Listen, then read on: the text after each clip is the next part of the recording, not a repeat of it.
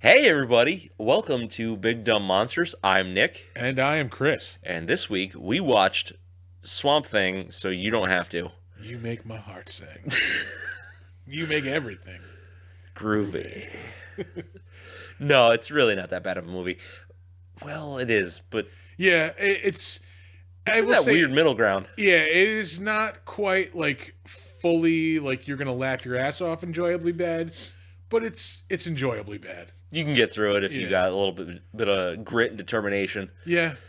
Watch a like superpowered turd in a like rubber suit. Yeah. And throw boats and trucks around. Boats and hoes. It's all right. We get into why we feel it's just all right. Maybe things that we think you should watch more than this, or I mean, yeah, just fucking watch it if you want to. I guess. Other places where you can get a much better representation of Swamp Thing. The Yeah, character. especially the comic books. Yeah. Definitely read the comic books. That's really all I got for you. Yeah, enjoy the show. Peace.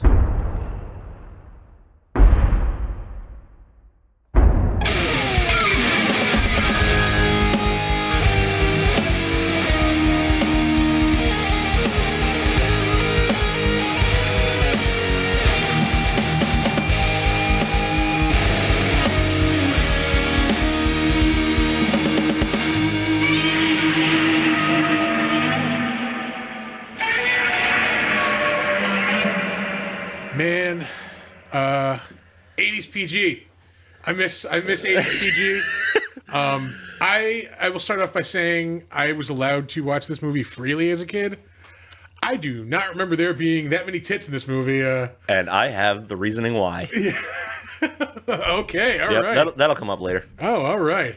Because yeah, I mean, this is rated PG, and there are no less than 6 tits in this movie. Yeah. Yeah, For an extended period of time. yeah, One set of them. Yeah, I like straight on too. Yeah. Like, Yep.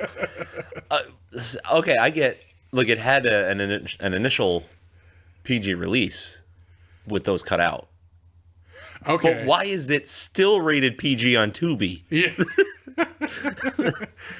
And like I couldn't get the subtitles off when I was watching it on Tubi. I couldn't either. Yeah, I don't know what's up with that. It must be hard coded in. Yeah. And it was like driving me crazy. So I'm like, there's got to be some. Like, I was even about to rent the movie Oh, you until I didn't- saw it was a $4 rental. they were fucking you up that bad? Yeah, it just distracted me. Oh wow. If it was like a $2 rental, fuck it, I'll pay the $2. Like just Yeah. not to be bothered. But $4? No, get the fuck out of here. How dare you? Yeah. I like this should be $4 to own. Yeah. Yeah. I gotta ask you one question though. Who looks more 1982 than Adrian Barbeau? Oh yeah, the white lady afro, like Yeah. she's dressed like Chuckles from G.I. Joe. Google that because it's it's like very similar. Yeah, this is very 1982 Yeah, low budget movie. yeah. I do not remember the creature suit being as disappointing. Oh, it's so bad. Yeah, it's very bad. Like I think it was better in the second one. It's definitely better in the TV show. Oh, for sure. Yeah, Yeah. I think it is better, a little bit better in the second one. Yeah. But this one it's so bad. Yeah. He basically looks like he's wearing a full body like ribbed condom, painted green and brown. It almost looks like they took a scuba suit and just added shit to it. Yeah, I think so. It folds when he moves. Like it's not good. The face makeup was also not good. Like my man could not emote through it. Yeah, no. If you are not familiar with the Swamp Thing like comic, he's a very like large.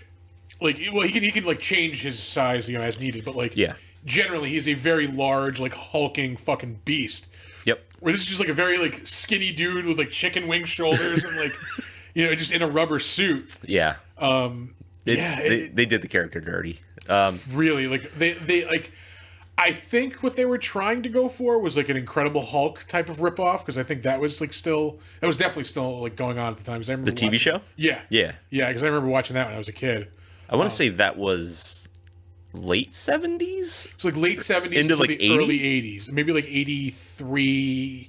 And then they had TV movies up until like 88, 89. Yeah, because they would have like the Spider-Man and Daredevil crossover. Yeah, Daredevil episodes. 4. Yeah, Yeah. I did like the Daredevil once. big fan of Daredevil. I kind of think that's what they were going for, like character ripoff wise, because he's just he just grunts and throws heavy shit around every now and again in this. Yeah, he doesn't use the Swamp Thing powers very much. Yeah, like the perfect example that comes to mind is at the end when he's fighting like the arcane werewolf. Ugh. He knocks him down into the swamp, where if this were in the movie he just kind of leaves him there and walks away. Yeah. But if this were in the comic, he could just fucking the swamp would have ate him. Yeah, he would have just held him down with vines until he drowned, basically. Yeah. So yeah, they're very limited in what powers he can use. Yeah, I don't know if there was budgetary restraints or what, but yeah, they didn't execute very well. Yeah, I mean, in terms of the comic book and staying true to the comic book, yeah, they didn't. Yeah, I mean, in the comic, he's an elemental force of nature. He's a god, basically. Yeah, he's a swamp golem. Yeah, and then in this, he's just a turd that can throw stuff around every now and again. Yeah. I did not hate this movie though. As much as we're shitting on it right now. Yeah. I mean, I didn't love it, but I mean, it's again not the worst movie we've done on this. I'm not opposed to seeing it again, just not anytime soon. I don't think. It'll be a while. If I wanted to go through and watch 1 and 2 and the series, I'd probably start with this again. Yeah. Just as the get that refresher going. This is another thing that kind of bothered me. This might be getting way too far into the comic book nerd weeds. Yeah. But the fact that this movie takes place entirely in the daytime bugged the shit out of me. Really? Because it's pretty much akin to having a Batman movie take place in the daytime. Okay. The character itself, I mean, the tone of the stories are very supernatural, and creepy and kind of gothic and just they lend themselves to night. Yeah. And then I mean, aside from just those reasons for wanting it to be night, especially the action scenes, mm-hmm. The scene where they're they kind of first encounter him and he's it's a big kind of open swamp area. Yeah. And then at the end when he's fighting the arcane werewolf, both of those scenes should have been at night. It would have been cooler. Yeah, and not to mention it would have hid a lot of the sins of that costume. That's the second reason why it should have been at night. Yeah. The light of day was not kind to the makeup of that that suit. No, it really wasn't. Yeah, do it at night. It'll be more moody. Just have just a foggy humid swamp at night. And they could have slowed it down. Yeah, this movie moves very fast. Yeah, I mean it's a straight up action movie. It's not it's not horror. It's not a superhero comic book movie. No, it's basically just an action sci-fi movie. Yeah. And for what it is, they did it okay. They did it well. But Paul, I don't mean to interrupt you. Was she supposed to be his wife? The blonde? Yeah. No, I think she's just got the hots for him. Her name's Holland. His name is Holland. Yeah, so is hers. No. She's because when Adrian Barbeau comes in, she's like, "Oh, you must be Dr. Holland." She's like, "I'm a Dr. Holland. I'm not the Dr. Holland." I don't know. And then because he, I don't think so because she walks in on him kissing her, Adrian she's Barbeau. She's just like whatever. Yeah, so I was waiting. Is it supposed to be his sister? I don't know if I missed the explanation. I don't know. I missed that line entirely. Yeah. I just thought she was. This might be it right here. I'm Linda Holland. Weird. Oh yeah, okay. She's his sister. Okay. She doesn't outright say it. But Never mind. He's then the brains in the family. Yeah, because I just saw that later in the movie she had to lock it, and that was important. Yeah. So I thought it was just she wanted to, she wanted tickets to Pound Town, but apparently she was just like, I love my brother. Yeah. He's a swell dude. He's Ray Wise. I don't get enough Ray Wise in my life. For real. Ray Wise is awesome. I was going to save this for the better known as, but I think we mentioned him before. He was in some movie I think that we did before. I believe he was. Yeah. He was also in Twin Peaks. Yeah, I was going to say he's probably most well known for Twin Peaks, RoboCop. Yeah. But my favorite Ray Wise role was him as the devil in Reaper. Like that series. He was Yeah. just so perfectly like such a smarmy dick. Yeah. Like perfect. He like, does that really well. Yeah. Like the balance of just humor and dickishness. Like Yeah. it's just perfect. It's cartoonish. Yeah, yeah. Like he could just like be just a complete dick to you while smiling at you. Yeah. Like at the same time, and like, Yep. you fucker. Like, Yeah. Like he could have been a good Lex Luthor. yeah. He I want to say he was a Commissioner Gordon in like one of the Batman movies, The Killing Joke, maybe. Oh, voice work? Yeah. Yeah. Yeah. Yeah, I think he was, because I think Adrian Barbeau does Catwoman in the animated series, doesn't she? Yeah, I didn't realize this until today that she's the original voice of Selena Kyle and Catwoman. Yeah. I think for only like 8 episodes of the original animated series. Oh, really? Then another voice actress takes over, Greta Lyle, I believe. But yeah, the Killing Joke was 2016, I think. Okay. Because I remember seeing it in the theater, and like a lot of like fanboys got all upset because Batman has sex with Batgirl in it, which was A, not in the original story, and like just B, really creepy. It's like not necessary. Yeah, and yeah. I mean, like just that's a little groomerish. yeah. You're at least twice her age, bro. Like, Knock it off.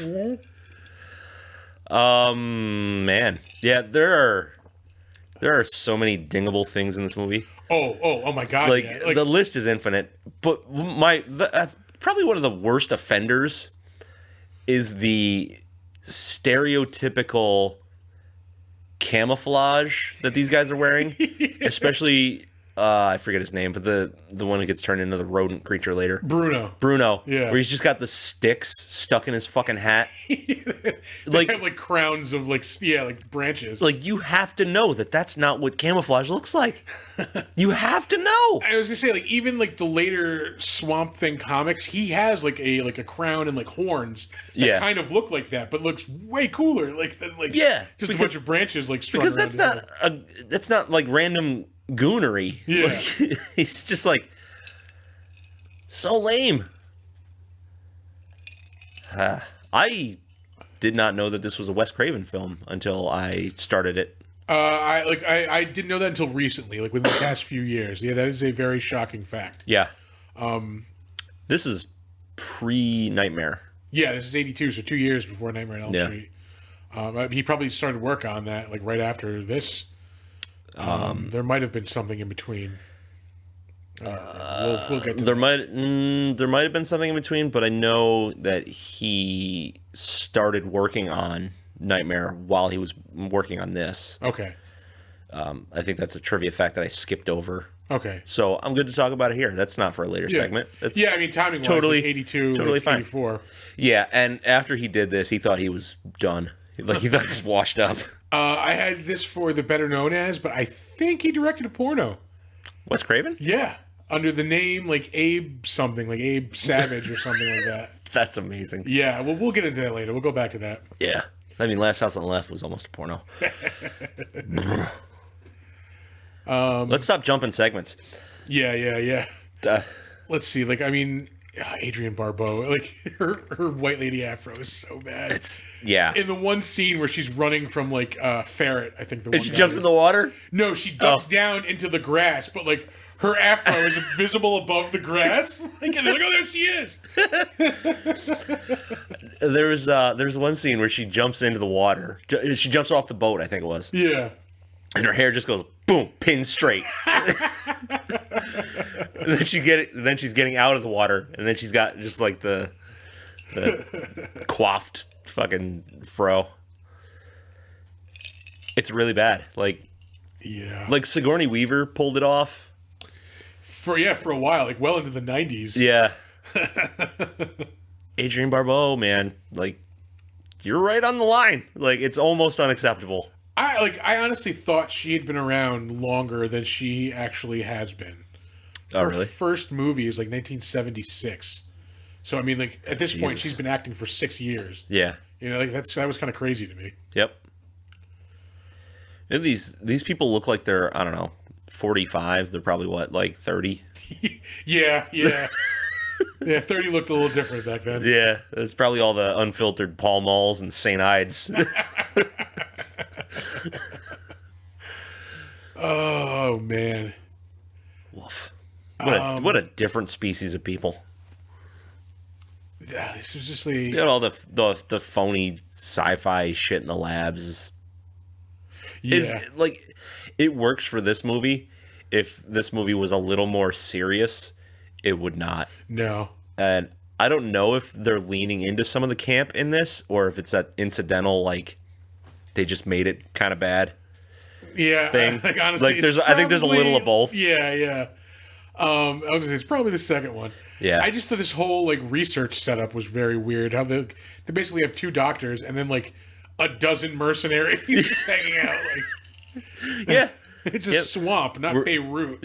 We're keeping him safe. Yeah. Oh, it's that kind of fucking laboratory? Like, you're making, I don't know, super crack? Like, as much as I love that they tried to make this, like, this character just deserves so much better. He got better. Like, Yeah. Both of the TV show versions were, I mean, light years ahead of the. I still have not seen the most recent. It's good, but it's another one of those shows where like there's no payoff to what's happening because it gets canceled after the first season. Yeah, was it just like nobody was watching it? It was way too expensive. Oh, is that what it was? Yeah, it was. They built, I mean, like an entire swamp soundstage. Yeah. Like an indoor swamp, and then to store it, I think was too expensive. Like they had to shut down production, and then I think like right as COVID hit, they were like, okay, we have to shut down production. We can either just not pay a ridiculous amount of money to, or like we can pay a ridiculous amount of money to keep these stages. Yeah. Or we can just cancel the show and not pay all this money for, who knows how long until we can start filming again. Yeah. I mean, like, it was so incredibly well done. Was it? Yeah, and it's just a real disappointment. One of those heartbreakers. Yeah, it was gone after one season. Having flashbacks of Firefly. Yeah. I love this character so much, but like at the same time, I really haven't read a whole lot of Swamp Thing. I haven't read a ton. Yeah, but I love this character. It's such an awesome character. Oh, the concept is amazing. Yeah. And when an artist takes care of that character, oh my god, Bernie Wrightson, like first and foremost, I love Bernie Wrightson's art. I remember today, like I wanted to buy those Frankenstein. Like some of those Frankenstein prints that he did. Oh like, my god! These like pencil drawing of like Frankenstein, like scenes from Frankenstein. Yeah. That are just mind-blowingly like detailed and Yeah. just like complex and like, oh, they're super expensive. Though. Yeah, They're like it's $80 or something like so that. much money. Yeah, maybe even like $100 just for the print. But like, oh, it'd be so worth it because they look, I mean, incredible. Yeah. So if anybody wants to buy us things for Christmas, Yeah, decorate the studio. Yeah. The Bernie Wrightson Frankenstein print. do that. There's like a whole series of them too. Yeah. Was there 4? I think there might be more than that. Oh, really? Because I think he did them for a book of Frankenstein that he did. Oh. Yeah, so there's like a whole shitload of them, I believe. Damn. I think the one I wanted was like of the lab. Yeah. You had sent me that. Yeah. And I may or may not have touched myself to that picture. It is very strokeable. It's goddamn gorgeous. Slow stroking, looking at ink, pen and ink drawings. Yeah, I didn't remember Ray Wise being in this movie either until I was watching it this morning. No. I didn't remember a ton of this specific movie. Because I know I had seen it. I just like very like little bits and pieces. I like stuck in my mind. Like I remember the layout of that little dungeon that they run to when they're escaping. Like they have to jump through the water. Oh, okay, I remember this. And that was so lame. Yeah, it's like, oh, are we in like fucking Legend now? Is that what this is? And like when they got to the dinner scene, I'm like, oh, I remember like something happens here to Bruno. Yeah, but I didn't remember what. Like I know he turns into something, but I didn't remember him turning into like a little dwarf. Then he fucking kills the guy with a sword. Are you serious? Like a fucking sword? I And then, like, the werewolf with a sword. Or not even a werewolf, like, It was the like were-warthog with a sword. yeah, it was, I don't know, Bebop. Why in God's Rocksteady, name would which you one? drink that fucking serum after, like, you saw, like, the first guy turned into this plant monster. The second guy turned into this little, like, imp thing. Well, like, because you have to get into his narcissism. yeah. Like, well, he loves plants and is so connected to plants, he basically turned into a giant plant monster thing. And Bruno, is actually kind of a coward, and he's small inside, and so he turned into a small little shit. Yeah. I am a super genius. I'm gonna turn into more of a super genius. Into, like, an armored warthog wolf. I didn't get it. Yeah. Like, I don't understand the correlation between, like, who he is and then what he became. Yeah. Because it's supposed to be just an accentuation of your character. So you're saying just he's a pig? Like, I mean, I guess you're saying he's a monster, but, like, how do you get to that monster? I don't know. Who apparently bleeds diarrhea when he dies. Yeah, I was thinking peanut butter, but yeah. Oh my god. I mean, she is dressed identically to Chuckles from G.I. Joe. Like, I'm going to Google this in case you don't know what I'm talking about. I'm pretty sure I've seen that. Yeah. He was like a helicopter pilot or some shit, right? He was, like, supposed to be, like, an undercover, like, agent. Yeah, hold on. And he's wearing, like, a Hawaiian shirt and, like, khakis. Yeah. Which is exactly what Adrian Barbeau is wearing. Yeah, she's doing her best, Dale from Chip and Dale. Oh my god. Okay, he's a little different. His shirt is blue and pink instead of, like... Oh, Jesus Christ. I might have had that one. I'm pretty sure I did. That's rough. Oh my god. Wow. Dave Hess. Dave Hess plays a scumbag in everything. He's just got that scumbag face. Yeah. Like, this guy just looks like a fucking scumbag. And yeah. No, we're not saying that Dave Hess is a scumbag. But he plays them very well. It's very convincing. Well. Again, we skip the synopsis. It's Swamp Thing. Yeah, we're watching the Swamp Thing. It's... There's Not a scientist who's working on this miracle, like, plant Not to be serum. confused with Man Thing. Yes, it was just a ripoff of the character. Yeah. But at times kind of done, like, on par, if not maybe better than Swamp Thing. Yeah. Well, depending on who's writing it. Yeah. And, yeah, you know, this rival megalomaniac monster dude tries to steal the formula, and then, you know, chaos ensues, and the creator... with him catching on that, like, hats off to the stuntman who did the fire fucking walk on that. Yeah. Because that dude was rolling on fire. Like, Oh yeah. yeah. I got trivia on that too. Oh, no shit. Yeah. Yeah. Yep. Like, I've seen people do that stunt before, and, like, there's some flames on them. That guy was, like, full on Inferno. Yeah. He was charbroiled. Like, And drink-wise, we started off with the Bartesian drinks. yes. Our yes. usual Mai Tai and old-fashioned. Yep. What the hell? I vaguely remember what I bought this morning. I'm about to crack one open, that's for sure. Yeah. We also have... Dun, dun, dun, dun. Wait for it. yeah. Wait for it. This one I'm really excited I know for. at least one of them is Dewclaw. Yeah, Dewclaw Brewing Pastryarchy. Yeah. Which is an almond brittle imperial stout, which, oh, yeah. Yeah, the banana bread beer that I was telling you guys about. Oh, Dewclaw? That was Dewclaw as well. Oh, that sounds amazing. That's 8.3% alcohol. And the other one... That's an imperial. Was Northway Brewing's... hold on.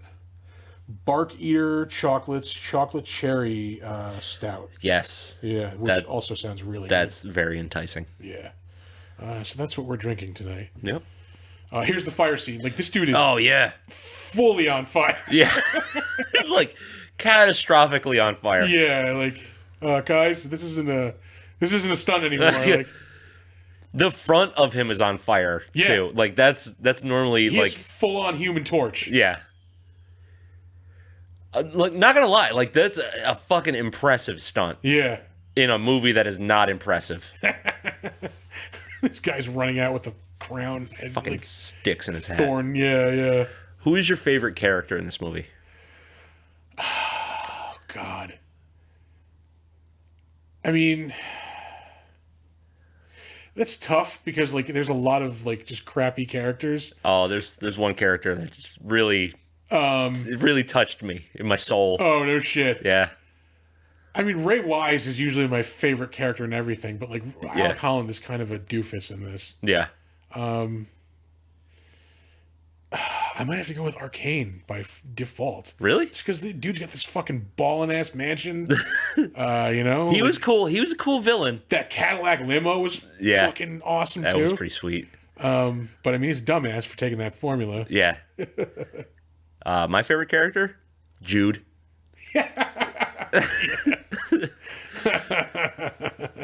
Yep. I remember him having a much bigger part in this movie too. Oh yeah, no, he's just there for comedic timing. Yeah, and to show off that like Swamp Thing can heal people. Yep. But yeah, he was.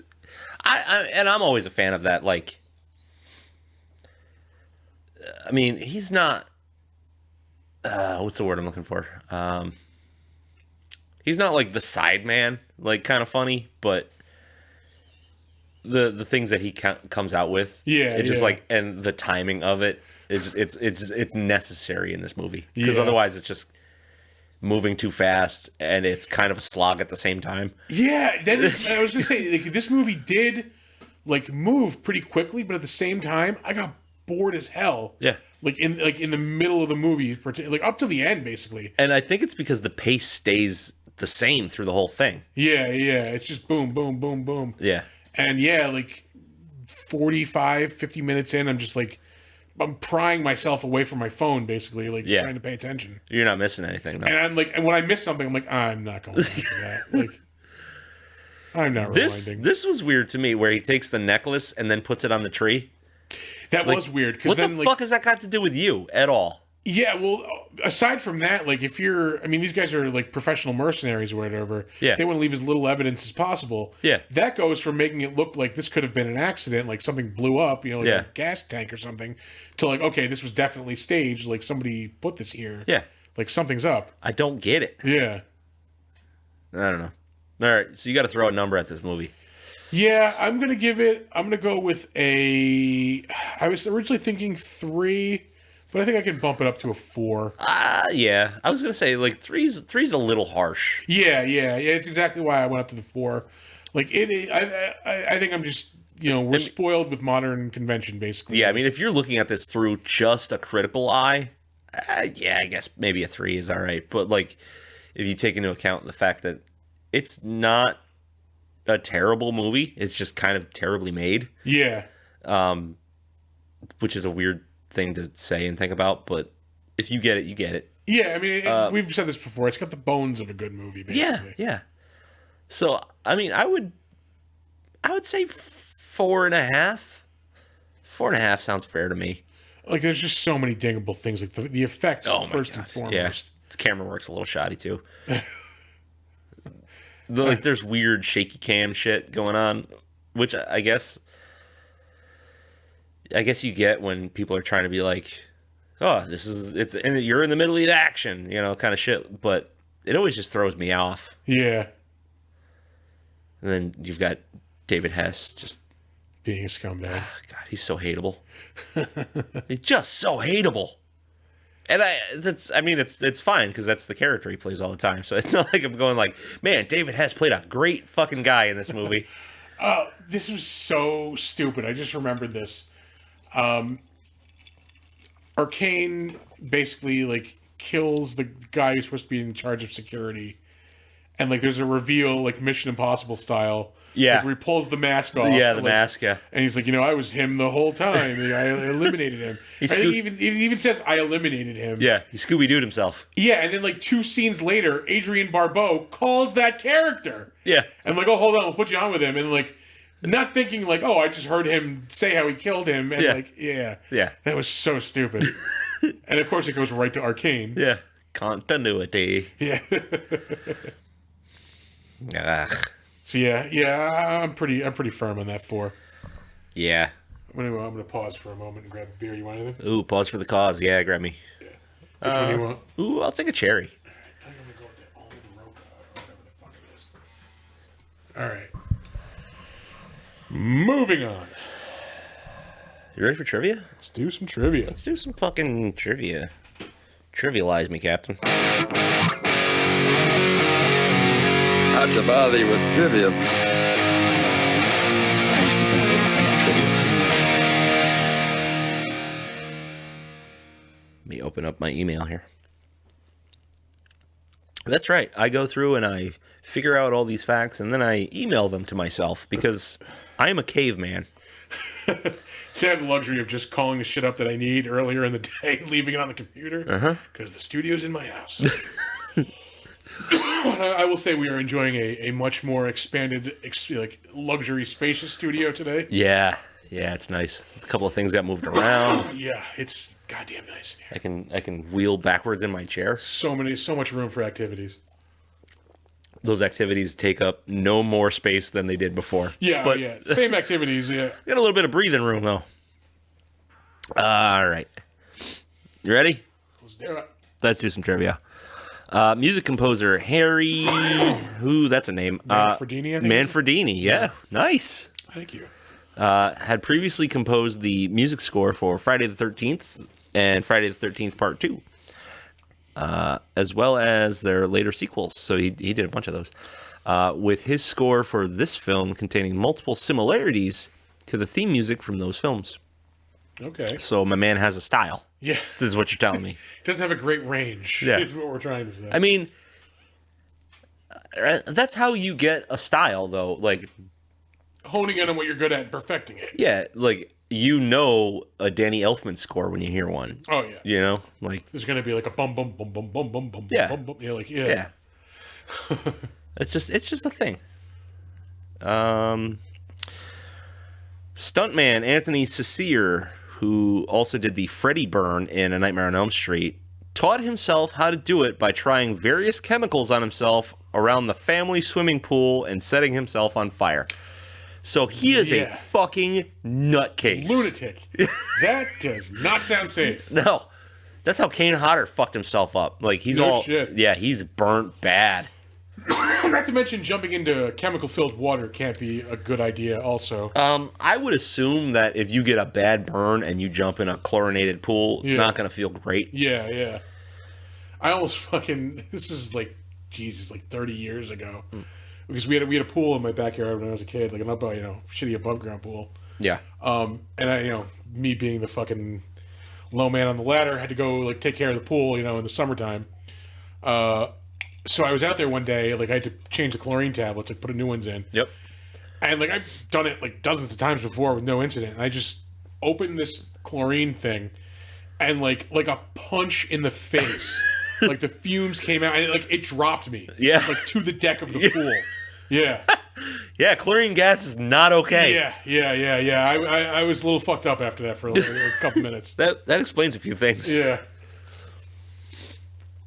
But yeah, so that's why we have such a good burn in this and such a good burn in Nightmare on Elm Street. Like that was a good because that burn is badass. Where Freddy like catches fire by the boiler or whatever. Like, yeah. And apparently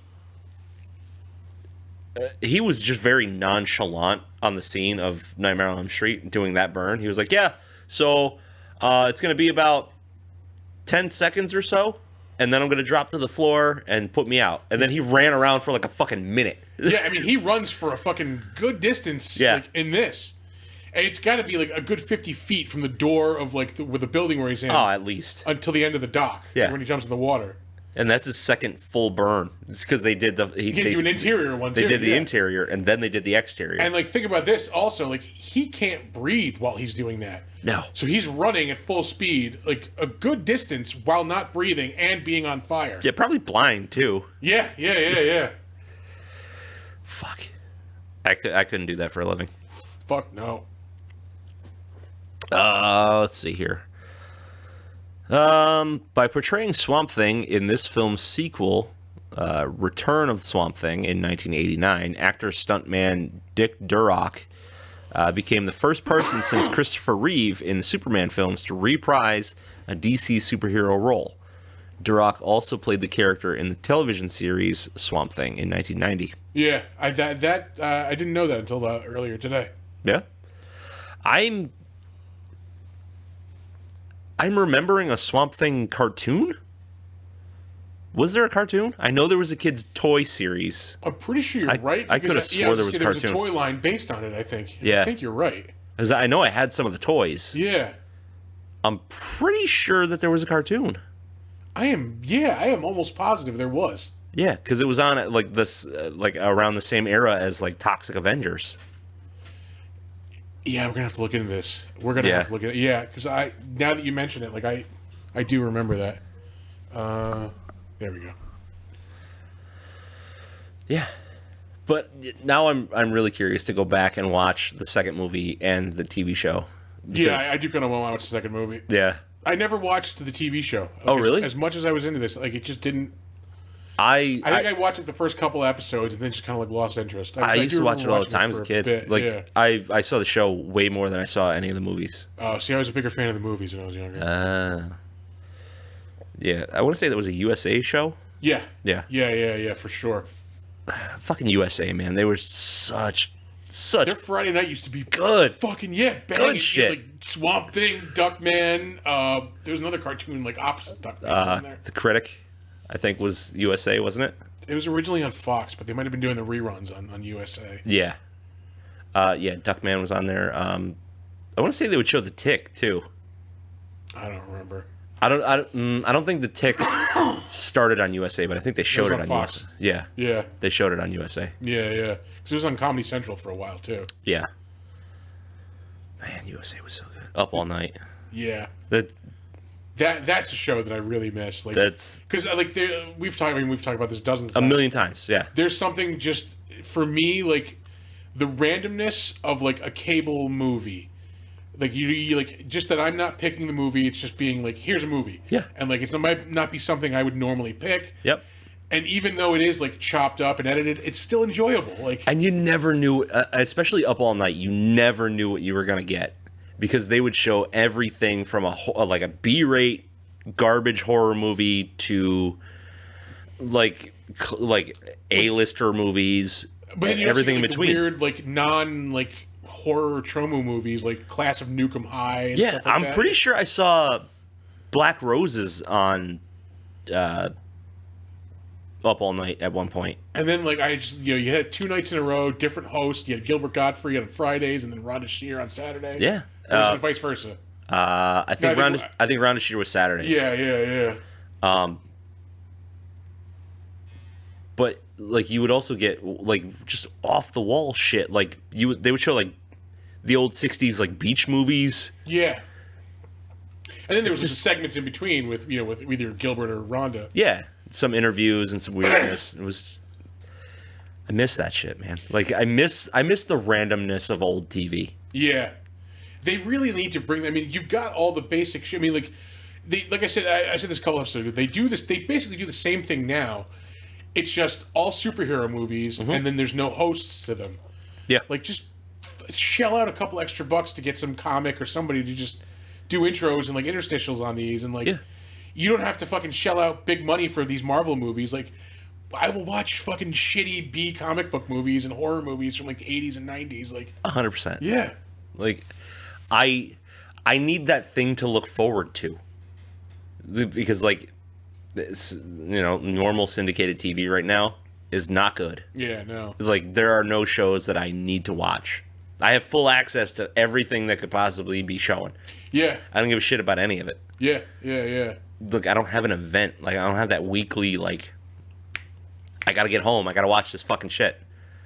And I don't know if that's just us being old and missing a thing that we used to. I have a couple of, fucking, when there's a Marvel or Star Wars show on, that's my, Yeah. It used to be I would watch it first thing in the morning. Now I have to go fucking work in an office again. Yeah. It's as soon as I get home, fucking Wednesdays.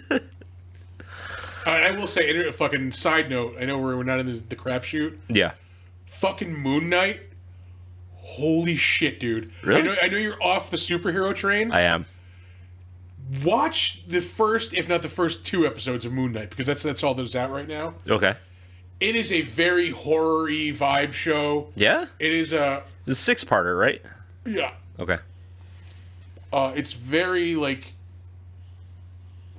It's mostly, like... it's Oscar Isaac, like, doing all the work, basically. Like, Yeah. It's him, like... he's playing Moon Knight, who is this character with, like, multiple personality disorder. Yeah, isn't it like he has a multiple personality and one of his personalities is possessed by a demon or some shit like that? Yeah, like one of his I think it's his like prime personality is, this like mercenary who, like, while on this job like in Egypt, gets killed at the foot of this like Egyptian god.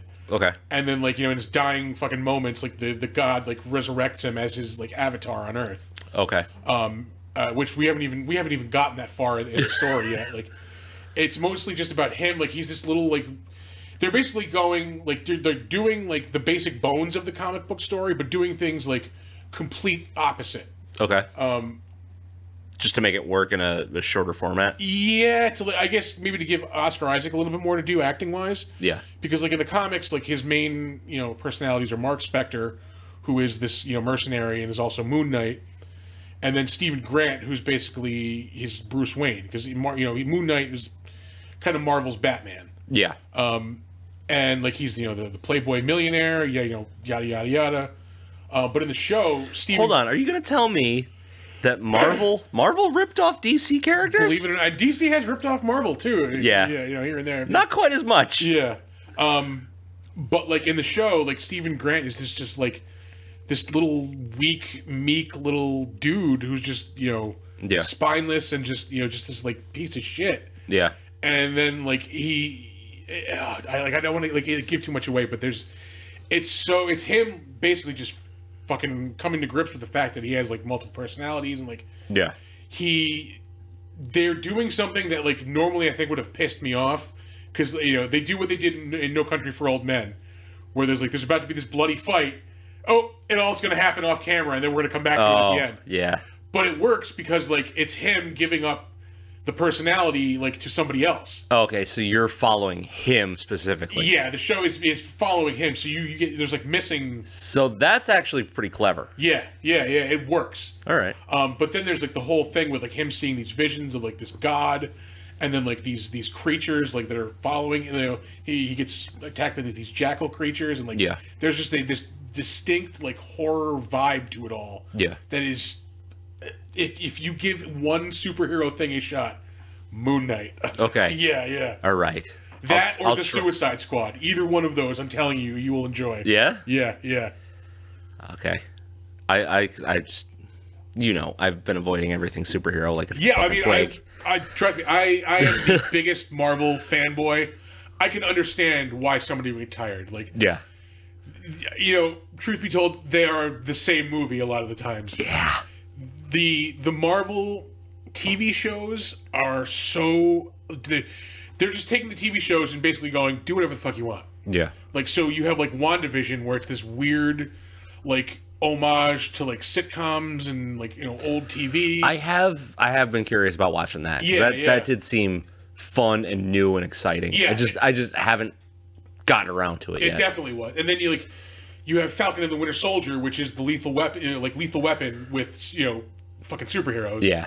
And then you're getting like Loki, which is this like multi-dimensional, fucking just weird, trippy, like different timelines and shit like that. All right. And then you have now the Moon Knight, where it's just like this hardcore like character study, but it's also like now they're just dipping in some horror a little bit, like just adding a little horror to it. And it's fucking great. All right, we'll get back to that. Yeah. All right, we'll get back to the trivia now here. So this is about Adrian Barbeau's. Adrian Barbeau's topless scene was shot and intended for use for solely the European release, and therefore was not included in the American cut. It was one of those. It was one of those things that was just gratuitous breastness. Director Wes Craven said on the 100%. DVD commentary. Yeah, it's like. That's a lot. Shit! I gotta finish the story I started telling like 20 minutes ago. All right. Well, hold on. Let me finish this. It ties into this. Okay. Yeah. We'll circle back. Yeah. Well, I just don't want to lose my place here. Yeah. Because I'm a dumb and can't read. While the PG cut teases a brief profile shot, Craven believed that the full scene was the absolute definition of gratuitous. When it first came out on DVD, though, MGM, they released the European cut in the States.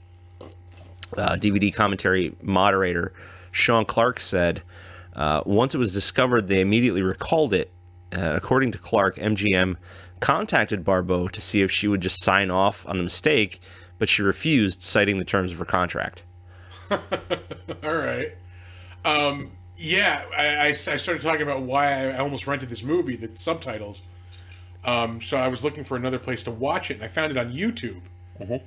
And then when it got to that scene where he's watching her, like, bathe, there was a weird cut. And I'm like, what the fuck? I'm like, did I miss something? Like, is something cut out? It was like a jump, like a real, like, hard jump cut? Yeah. So I went back to the Tubi version, and I'm like, oh, yeah, there's like 2 minutes, it's like a 2-minute tit shot. Like, yeah. For no reason. Like, I'm like, I do not remember this when I was a kid. Like, okay, I get you want to be a little risque. You show the side shot, and then no, she turns around straight to the camera, and then make the turn, and then cut. Yeah, that's fine. You could have left her like chest high in the water, like. Nope. Dump him out, Adrian. Let's go. And I don't want to be. I mean, I don't want to be like, oh man, you shouldn't show boobs in movies. I love boobs. Like, I'm a red-blooded American male. Yeah, I love boobs. Okay, I'm not a teenager anymore, so there's time and a place, I guess. Trust me, if this was me like 20 years ago, oh fuck yeah, it's fucking great. And it's not like my standards have improved. It's just like, I guess my definition of appropriate has evolved. Yeah, as shocking as it is to me too. Like, yeah, I don't like it. Yeah, I feel weird. Like, I should be okay with this, but like, could you put something on? Adrian, come on. It's fine. A little bit of something for everybody, I guess. Reggie Batts plays local teen Jude, my favorite character in this movie. And while moderator Sean Clark ragged on his performance just a bit during the DVD commentary, director Wes Craven defended him, which I will also do because he was fine. Yeah. Wes Craven defended him. I thought he did a pretty good job, Craven said, though he acknowledged that, quote, by casting somebody local, we didn't have to abide by all the SAG rules for children, and which are pretty stringent. Yeah. So it's like, oh man, hey, you want to work like a 12-hour day? You can do that. I guess it's like right before the whole Twilight Zone accident thing, so like, they're still pretty fast and loose with the rules, apparently. Yeah, these days kids still have to go to school like when they're acting. Well, dropping a helicopter on a couple of them, we'll get those rules added, yeah. Oh, man. How often do we bring up the Twilight Zone movie? A lot. A tragedy. Like, tons. Every opportunity we have. God damn it. Yeah, apologies to Jennifer Jason Leigh, but your dad getting his head cut off by a helicopter is kind of funny. I'm sorry. That's the worst thing I could possibly say, but... It's really bad. It's just Jennifer Jason Leigh. Who cares? Whoops. I'm not going to edit that out. I don't care. We're horrible people. Hey, Jennifer Jason Leigh, great actress. I mean, well, good actress. She's an actress. She acts. She's in a movie that we referenced quite a bit, Existence. Yeah, yep. It was gross. Yeah, very gross. I fucking love Cronenberg. If I haven't made that abundantly clear, I love gross things. David Cronenberg being at top of the list. Wes Craven was unaware of the Swamp Thing before he was approached to direct because he had no access to comics growing up. Shocking that somebody made this movie without realizing all the subtleties of the character. Yeah, without realizing there's so many great stories that were already written, even at this point in time. Well, they were forbidden by the church I was raised in, he said. And he found the idea fascinating, though. And after reading through the series, he was ready to jump in fully. So, I don't know what the fuck happened, because apparently he read the comics. Yeah. He may have just kind of like surface level read them. Yeah, maybe. Because he wrote this movie, too. Yeah, I noticed that in the IMDb. So I don't know if he was just trying to put his spin on it. Because, thematically, there's just nothing alike. The movie, like I said, like, this is a straight up, in the daytime, action movie, whereas this should be more, like, supernatural. Somber. And creepy and horror-ish, yeah. Yeah, because, like, correct me if I'm wrong, Swamp Thing spawned Constantine. Yes, yeah, he premieres, I believe, in Swamp Thing. Yeah. Yeah. Which those early Constantine comics, so good. I've never read any of those. I gotta read. I'll let you borrow some. Yeah, I gotta read those. Shit. Oh, yeah, they're real good. I just love the character of Constantine. Like, I liked the Keanu Reeves movie. Even though I haven't seen it in a very long time, but I remember liking it when I saw it. Not really. Quote unquote like faithful adaptation of the comics. Yeah, he looks nothing like the character. But it was a good movie. It had like the heart of the character in it. You know what I mean? I really dug the Matt Ryan version that he did on his show and then on Legends of Tomorrow. Yeah. Oh, I was so sad when they canceled that show. Yeah. I was into that so hard. Yeah. He looked exactly like the fucking character too. Yeah. Of course, they wouldn't let him smoke on TV. Yeah. Yeah, he does. I think he does. Anytime Constantine is in like an animated series now, he does the voice work. Oh, nice. Yeah, he definitely earned that right. Yeah, like, for sure. The character of Alice Cable, Adrian Barbeau, is an amalgam of two characters, Abby Arcane and Matthew Joseph Cable, from the source Swamp Thing comic books, who in them was married to Matthew Cable and is the niece of Dr. Anton Arcane, the latter of whom is played in the film by Louis Jourdan. Louis Jourdan. I'm okay with that sometimes because, like, it cuts out having to explain, like, she's also his niece and, like, this is why she's opposed to him. Yeah, like, have you ever read From Hell?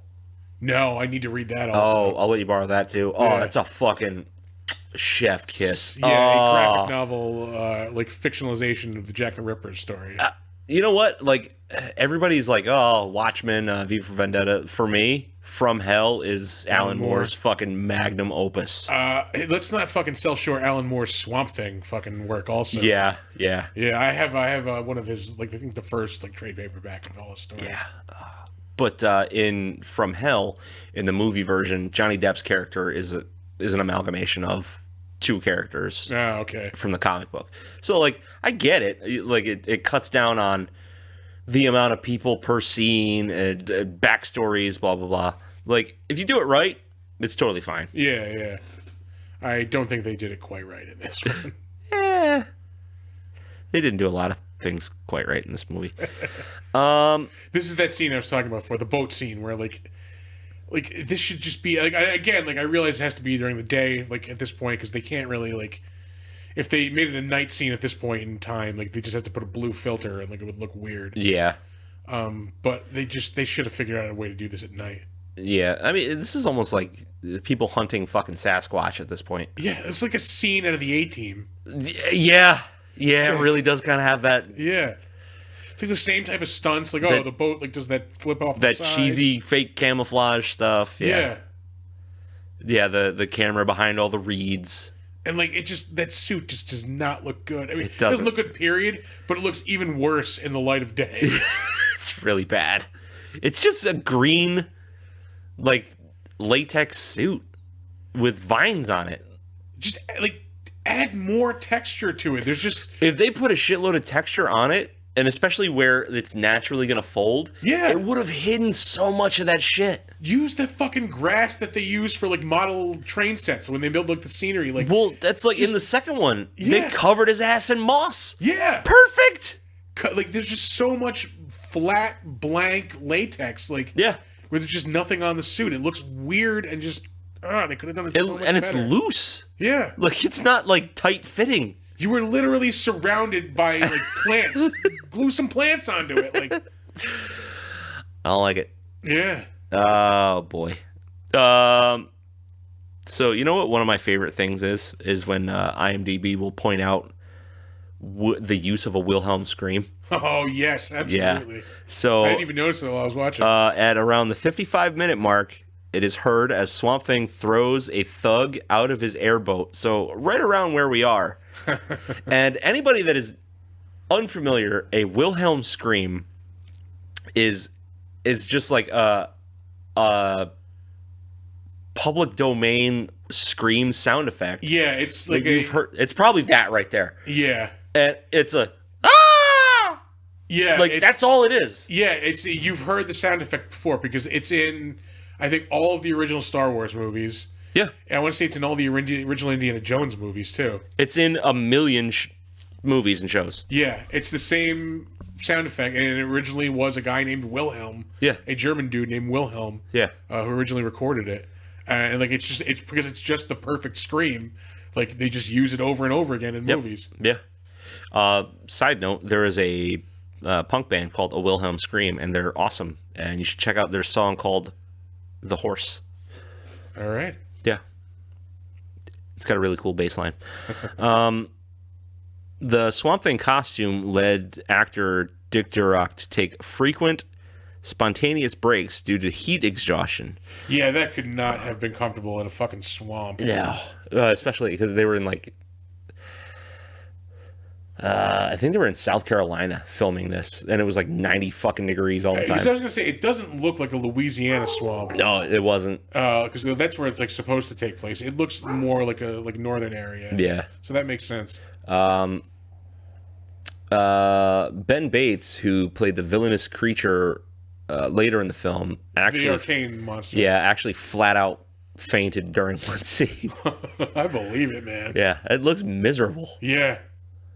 Because his like was very form fitting, also like the body part. It was complete, like it was head to toe complete. Like Yeah. this guy's at least got his face kind of showing. You get, like a Yeah, his mouth and Good nostrils. breath of yeah, air. are covered up. Yeah.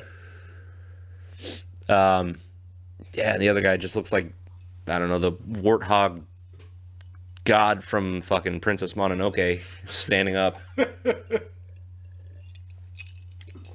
Oh, boy. We're on to our last fact here. Bruno's transformation after being dosed with the formula isn't quite what director Wes Craven had envisioned, according to the DVD commentary. The same goes for Arcane's creature, and when moderator Sean Clark asked for Craven's thoughts, the director's immediate reply was a big The transformation into the arcane monster is not good at all.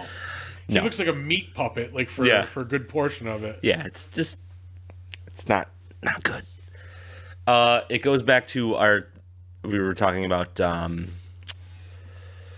what was the movie we were talking about where the guy didn't want to use air bladders because air bladders were getting used all over the place? It was the a transformation. recent one. What did we do before? Oh, The Fly. Was it? Yeah. Yeah, Okay. it was The Fly. So they took the exact opposite approach with this because the entire transformation scene for both of those guys was just air bladders Yeah. in their hands. That's pretty much just hand air bladders. Oh man, poor Jude. Hey Jude, Don't get shut down. take this swamp scum and you'll get better. Singers we are not. All right, moving on to the better known as segment. Moving right along. Thankfully, get rid of the girl from Plainville ad. Yeah. No, it's probably gonna stay there. Yeah, it's going to be on all these. Yep, there she is. Yep. We'll start off with director Wes Craven. Wait, why is there? I don't know why there's a Spock video next to I mean, Wes Craven. don't get me wrong. I love Spock. We previously talked about Wes Craven when we did People Under the Stairs.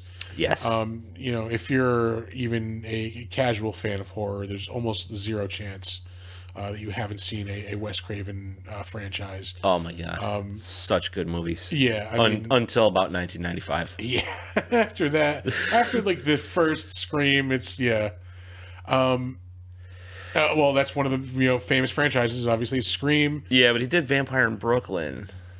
That's right. Oh my God, he did. Yeah. Yeah, I have only seen bits and pieces of that movie. Oh, you're a luckier man than I am. Yeah, but it's a year after he did New Nightmare, which is a fucking really good movie. Okay, so New Nightmare, conceptually amazing. Some of the effects, outstanding. You know what drove me fucking insane? What? They gave Freddy a thumb claw. Yes. Yeah, that's right. Yeah. Yeah. Because that's when it switched from like an actual like leather glove until like it was his hand because he was an actual like demon. Yeah. It wasn't technically Freddy Krueger. It was like a demon in the shape of Freddy. You know what else he did that I will argue is even worse than Vampire in Brooklyn? Cursed. Yeah? That movie is a piece of shit. Was that a werewolf movie? Yes. Okay. I was so excited because it was again it was Wes Craven and Kevin Williamson teaming up this time for a werewolf movie. Yeah. And it was a piece of shit. This is the movie, we might have mentioned it before. We probably mentioned it last time we talked about Wes Craven. Yeah, where like they figure out like, spoiler on a 20 some odd year old movie, no, shit, it was 2005. 2005, so almost 20 years. Yeah, a 17-year-old movie. Judy Greer is the werewolf in the movie, and like I think she's like the assistant to like some like movie star or something, and like to get her, they're trying to flush her out when she's in werewolf form, and then like they start talking about like her human form, like I forget what her name is. Yeah. Like she's got that big fat ass, and then like the werewolf pops out and is like "fuck you," and, like, oh my gives him the god, finger, and they like yeah. Yeah, it was so stupid. I was really looking forward to that movie, and it was so bad. I love Wes Craven, like without a doubt. But if you look back at his filmography, it is hit and miss. There's some turds in there. Yeah. Like it's not all good and then bad. It's good, bad, good, bad, good, bad, good, bad. But yeah, I was really, really disappointed in that movie. But some of the less disappointing movies that he had done, like we said, Scream, People Under the Stairs, which we were fans of. Yeah. Serpent and the Rainbow, which I really need to watch. So fucking good. If you like a voodoo movie, that's your movie. That's the movie, yep. That's the one. The Nightmare on Elm Street series. Bill Pullman. Yes. Right? Yes. Yes. Yeah. Not the Paxton. Not Bill Paxton. Although they are the same guy. That's why Bill Paxton had to die, because he just got tired of doing two characters. Just exhausted. He did the original Hills Have Eyes movies. Yep. And then which are good. I think I saw those like when the remakes came out. Oh, really? Yeah. That was a while ago. I haven't seen the remakes. The originals were good. The remakes weren't horrible. Yeah. The first one I remember liking. The second one I don't remember. Yeah. I think this is a porno movie. What? The Fireworks Woman he directed as Abe Snake. Abe Snake. I clicked this on earlier. Yep. The description is the sexual exploits of a girl in love with her brother who decides to join the priesthood. What the fuck? Yeah, so I'm pretty sure that was a skin flick. At the very least, that was Hold a on, softcore. please go up. Look at Eric Edwards. Fucking greased up and shirtless. Fucking smoldering. Oh, wait, shit. No, it didn't click. Okay. Yeah. Let's see. Known for movies that don't have, sex play. Dangerous stuff. Memories of a Chambermaid, I think that is, because I'm pretty sure. Yep. That was a Skinamax Friday Night movie, I think I remember. And Great Sexpectations. Oh my god. Sensual Meditation. First Horrors Club.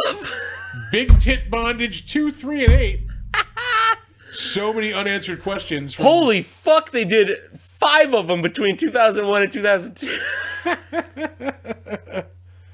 Night of the Living Bed, Erotica. Oh, dear. Right up her alley.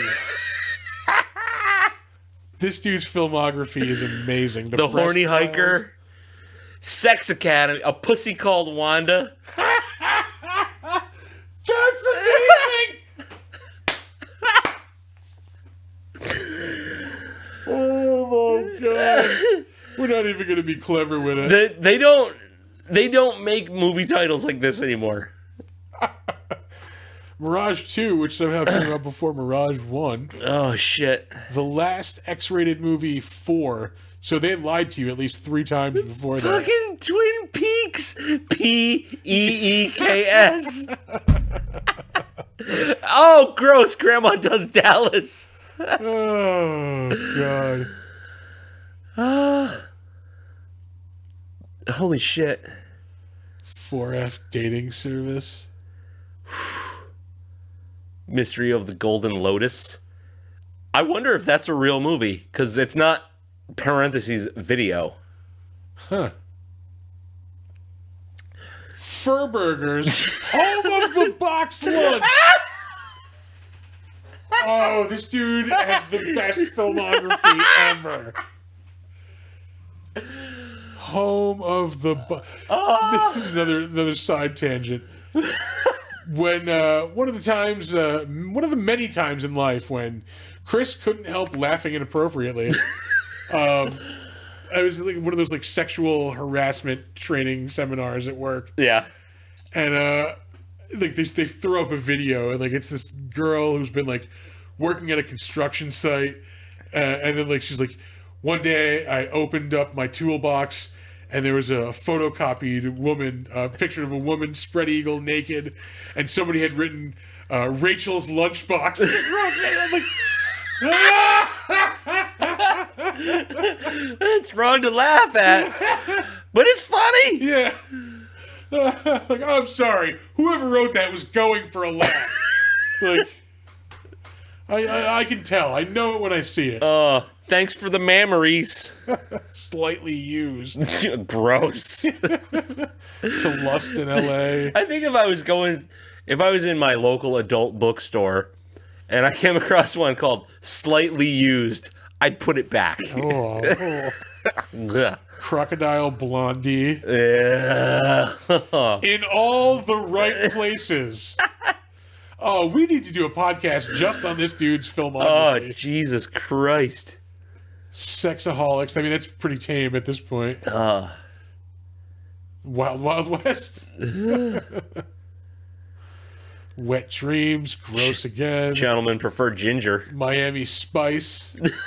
A Star is Porn. Oh, that's a classic. Backdoor to Hollywood. Sea Hunt. Hunt. And not SEA Hunt. Climax apostrophe. Oh man. My God. Passage to Rock Hard. Sex waves. Shape up for sensational sex. Oh, man. Tailhouse Rock. Oh, bless this dude. How did I not know that? Like, how did I not look at this earlier? I don't know. All the way in. His name is Mr. Dicker. Oh, I know why, because this is like a click that we're like into. Yeah.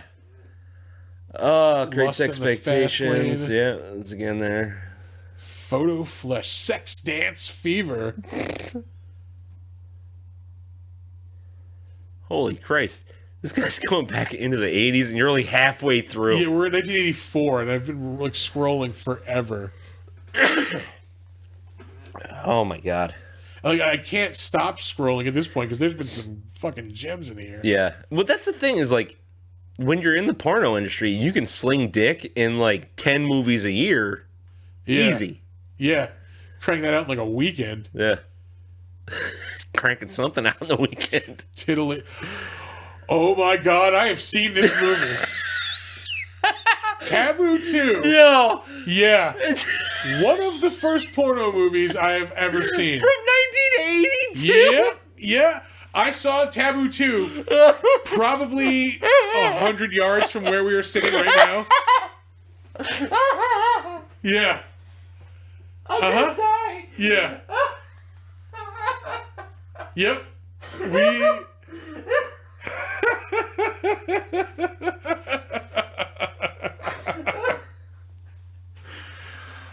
Oh my man. God. I'm gonna die. Yeah. We found... my friends and I found their dad's porno stash. Oh, you didn't find porno in the woods like everybody else? No, I found plenty of porno in the woods. I made porno, not like... Excuse me? Not made the porno. I created a stash of porn in the woods once. Yeah. I had to get rid of it somehow. But yeah. Taboo 2 was one of the movies we found in the stash.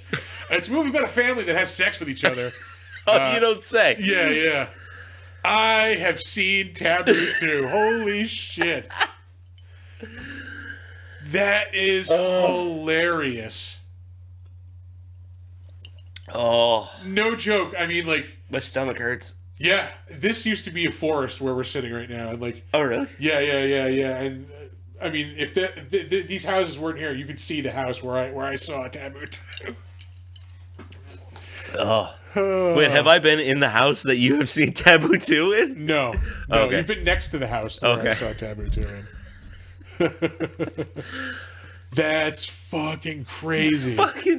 The fact that you remember that is also weird. It might be the very first porno I ever saw. I was way too young to see Taboo 2. I guess I do remember my first porno as well. Deep Throat. Really? Yeah. Starting off swinging for the fences, Yeah, man. classic. Yeah. Yeah, my grandfather had it on VHS. He also had The Devil and Mrs. Jones. Man, laying on all the classics. Behind the Green Door in there, too? I don't know. I don't think he had that one, no. If we're recommending classic porno, Inside Desiree Cousteau. Wow. Fantastic. I haven't seen it in like 20-something years. I guarantee you it still holds up. Holy shit.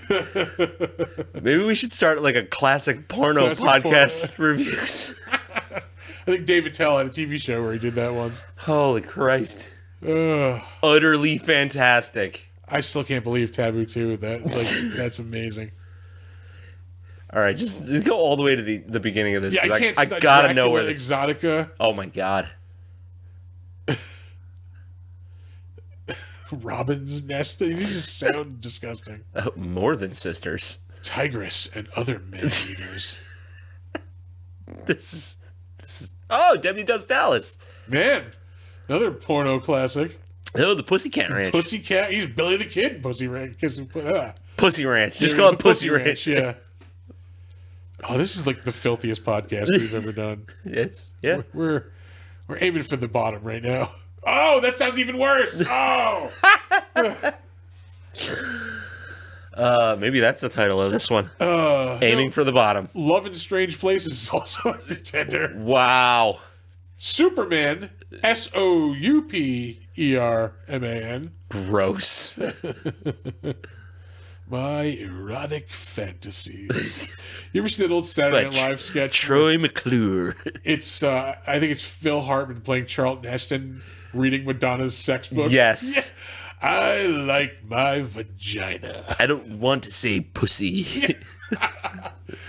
Sometimes I'll stare at it in the mirror and wonder what it looks like without any hair. Oh, we have. I am so ashamed of us. Don't be.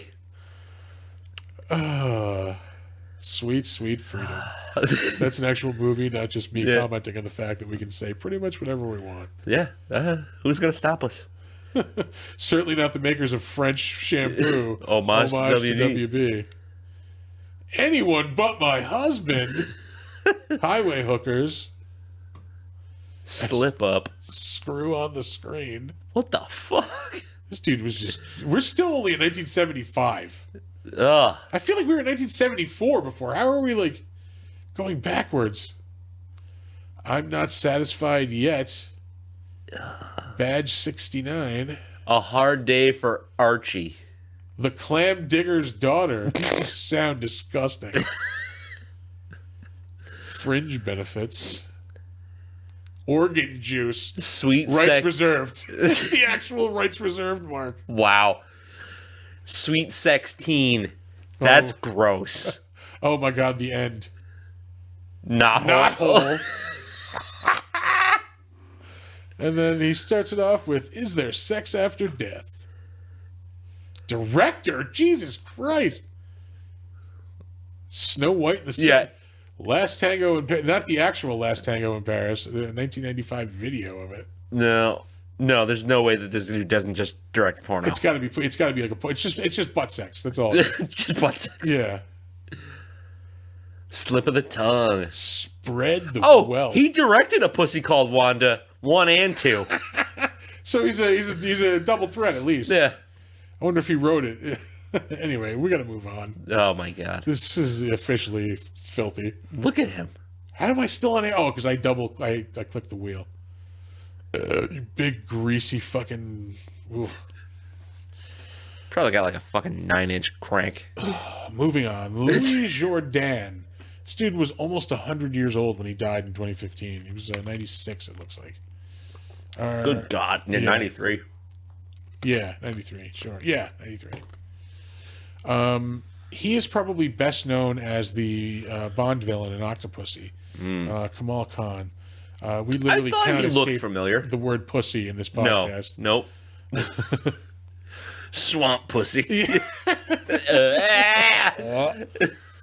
He was also in the Return of Swamp Thing. I think it was just like a recap in the beginning, if I remember correctly, of the first movie. I don't remember. I mean, he's been in a ton of stuff. Hotel, the TV series from the 80s. Vegas TV series. Oh, he actually didn't do from the much 80s. between Swamp Thing and dying. Yeah, only a few things. He did Octopussy right afterwards, the year after that. Yeah. And then just kind of like stuff here and there. Up until 92. And then, he didn't... Must have just anything. retired. He was like, Yeah. I'm fucking done with this bullshit. Yeah, 23 years looks like he... but he's been acting since like the 30s. Like, no joke. 1939 is his first Jesus credit. Christ. So, I mean, by the time he's doing this, he's been acting for 43 years, Yeah. which is crazy. It's mostly French movies. Yeah. Not much people... Climax! Oh, my God, yeah, Climax! Exclamation point. That's a different climax, though. Oh, wow. That's from the 50s. Yeah. Definitely the problem. Well, there was some weird porn in the 50s. See, like, he was doing... Like, that's how you know it's old shit, because it's Ford Television Theater. Ford Television, General Electric Theater. Yeah. And then, like, I noticed he was in the Count of Monte Cristo in 1961. He was also, like, in a version of The Man in the Iron Mask. So he's getting all the Alexander Dumas adaptations. Yeah. Your man, Mr. Dumbass. Mr. Dumbass. Again, he did the Count of Monte Cristo twice. And then The Man in the Iron Mask. He was D'Artagnan, one of the Three Musketeers. He also played Dracula in the 1970s, 1977. I didn't know that the Three Musketeers were in The Man in the Iron Mask. Yes, yeah, they are. That was like a shared Dumas universe. The Dumasiver, the Dumbass The verse. Dumbass verse. Moving on to Adrian Barbeau. Yeah, I was shocked. Her first credit was 1976, only 6 years before this movie. Oh, shit. She has been in a lot of stuff. Her first, credit 1976, The Great Houdini. After that, Eight Is Enough, Quincy, The Love Boat, Maud, I have seen my fair share of Maud. The Fog, which I watched recently, within the past couple of years. Yeah? Escape from New York, which is a classic. That's right. I forgot she was in that. She's in the first Cannonball Run. She's in Creepshow, the first one. She's the voice in The Thing, that's right. Oh, The yeah. computer. Yeah, I know she was in something we talked about before. Fantasy Island, Twilight Zone, the 80s version. Back to School, yep. And then in 1985 and in 1987, she was on Murder, She Wrote. Two different roles, Lynette Bryant and Catherine. She was in an Ultraman, looks like TV movie in the 80s. Real Ghostbusters, she was a voice on that. She did a lot of voice work. That was my Yeah. I was like, fire what the tablet fuck? binging. Please hold. Yes. I have seen Cannibal Women in the Avocado Jungle of Death. Yeah, I remember that being on like HBO or Cinemax a lot when I was younger. It's on, I think, Tubi right now. All right. Possibly Shudder. Real bad. Like, real bad. Yeah. If you're in the mood for... so in the 70s and 80s, there was a kind of a genre, I guess, of movies based on just wild women. Yeah. Either women in prison, women at like reform schools, stuff like that. In the jungle, or Yeah. like cave women. Yep. Yeah, that was another one. Yeah. That's one of them. None of them are good. Yeah, no, we're not getting classic cinema out of any of those. Let's see, moving on. She was in Demolition Man. She was another computer voice in that. That's an underrated 90s action movie, in my opinion. Is it underrated, or is it just rated? Like, it is a very good movie. Like, I love it. Yeah. I just don't. I don't think. I think it's a movie that's getting more respect now than it did at the time. Yeah. Yeah. I've seen it a lot. I remember the first time I saw it, rented it for my birthday. That had to have been like 93 or 94, so I was like 14 or 15. Yeah, right in that movie's wheelhouse. that was one of those ones I rented with my grandfather. Like, she was in Demolition Man and Judge Dredd, both similar movies from around the same time. no shit. Yeah, Demolition Man, definitely the superior of those two. That first Judge Dredd is very bad. It's still fun as shit though. Yeah. Actually, Ken Reed, our past guest, did a podcast with me on that movie a couple years ago. And then we mentioned earlier, she's the voice of Selena Kyle in Catwoman. It looks like in 8 episodes of the Batman original animated series. Weird. Yeah, okay, because she did shit in 92, 94, and 95 for it. Yeah. She was in the Weird Science TV series, which is another USA show. I liked that. Yeah, I think I watched that definitely more than I watched the Swamp Thing USA show.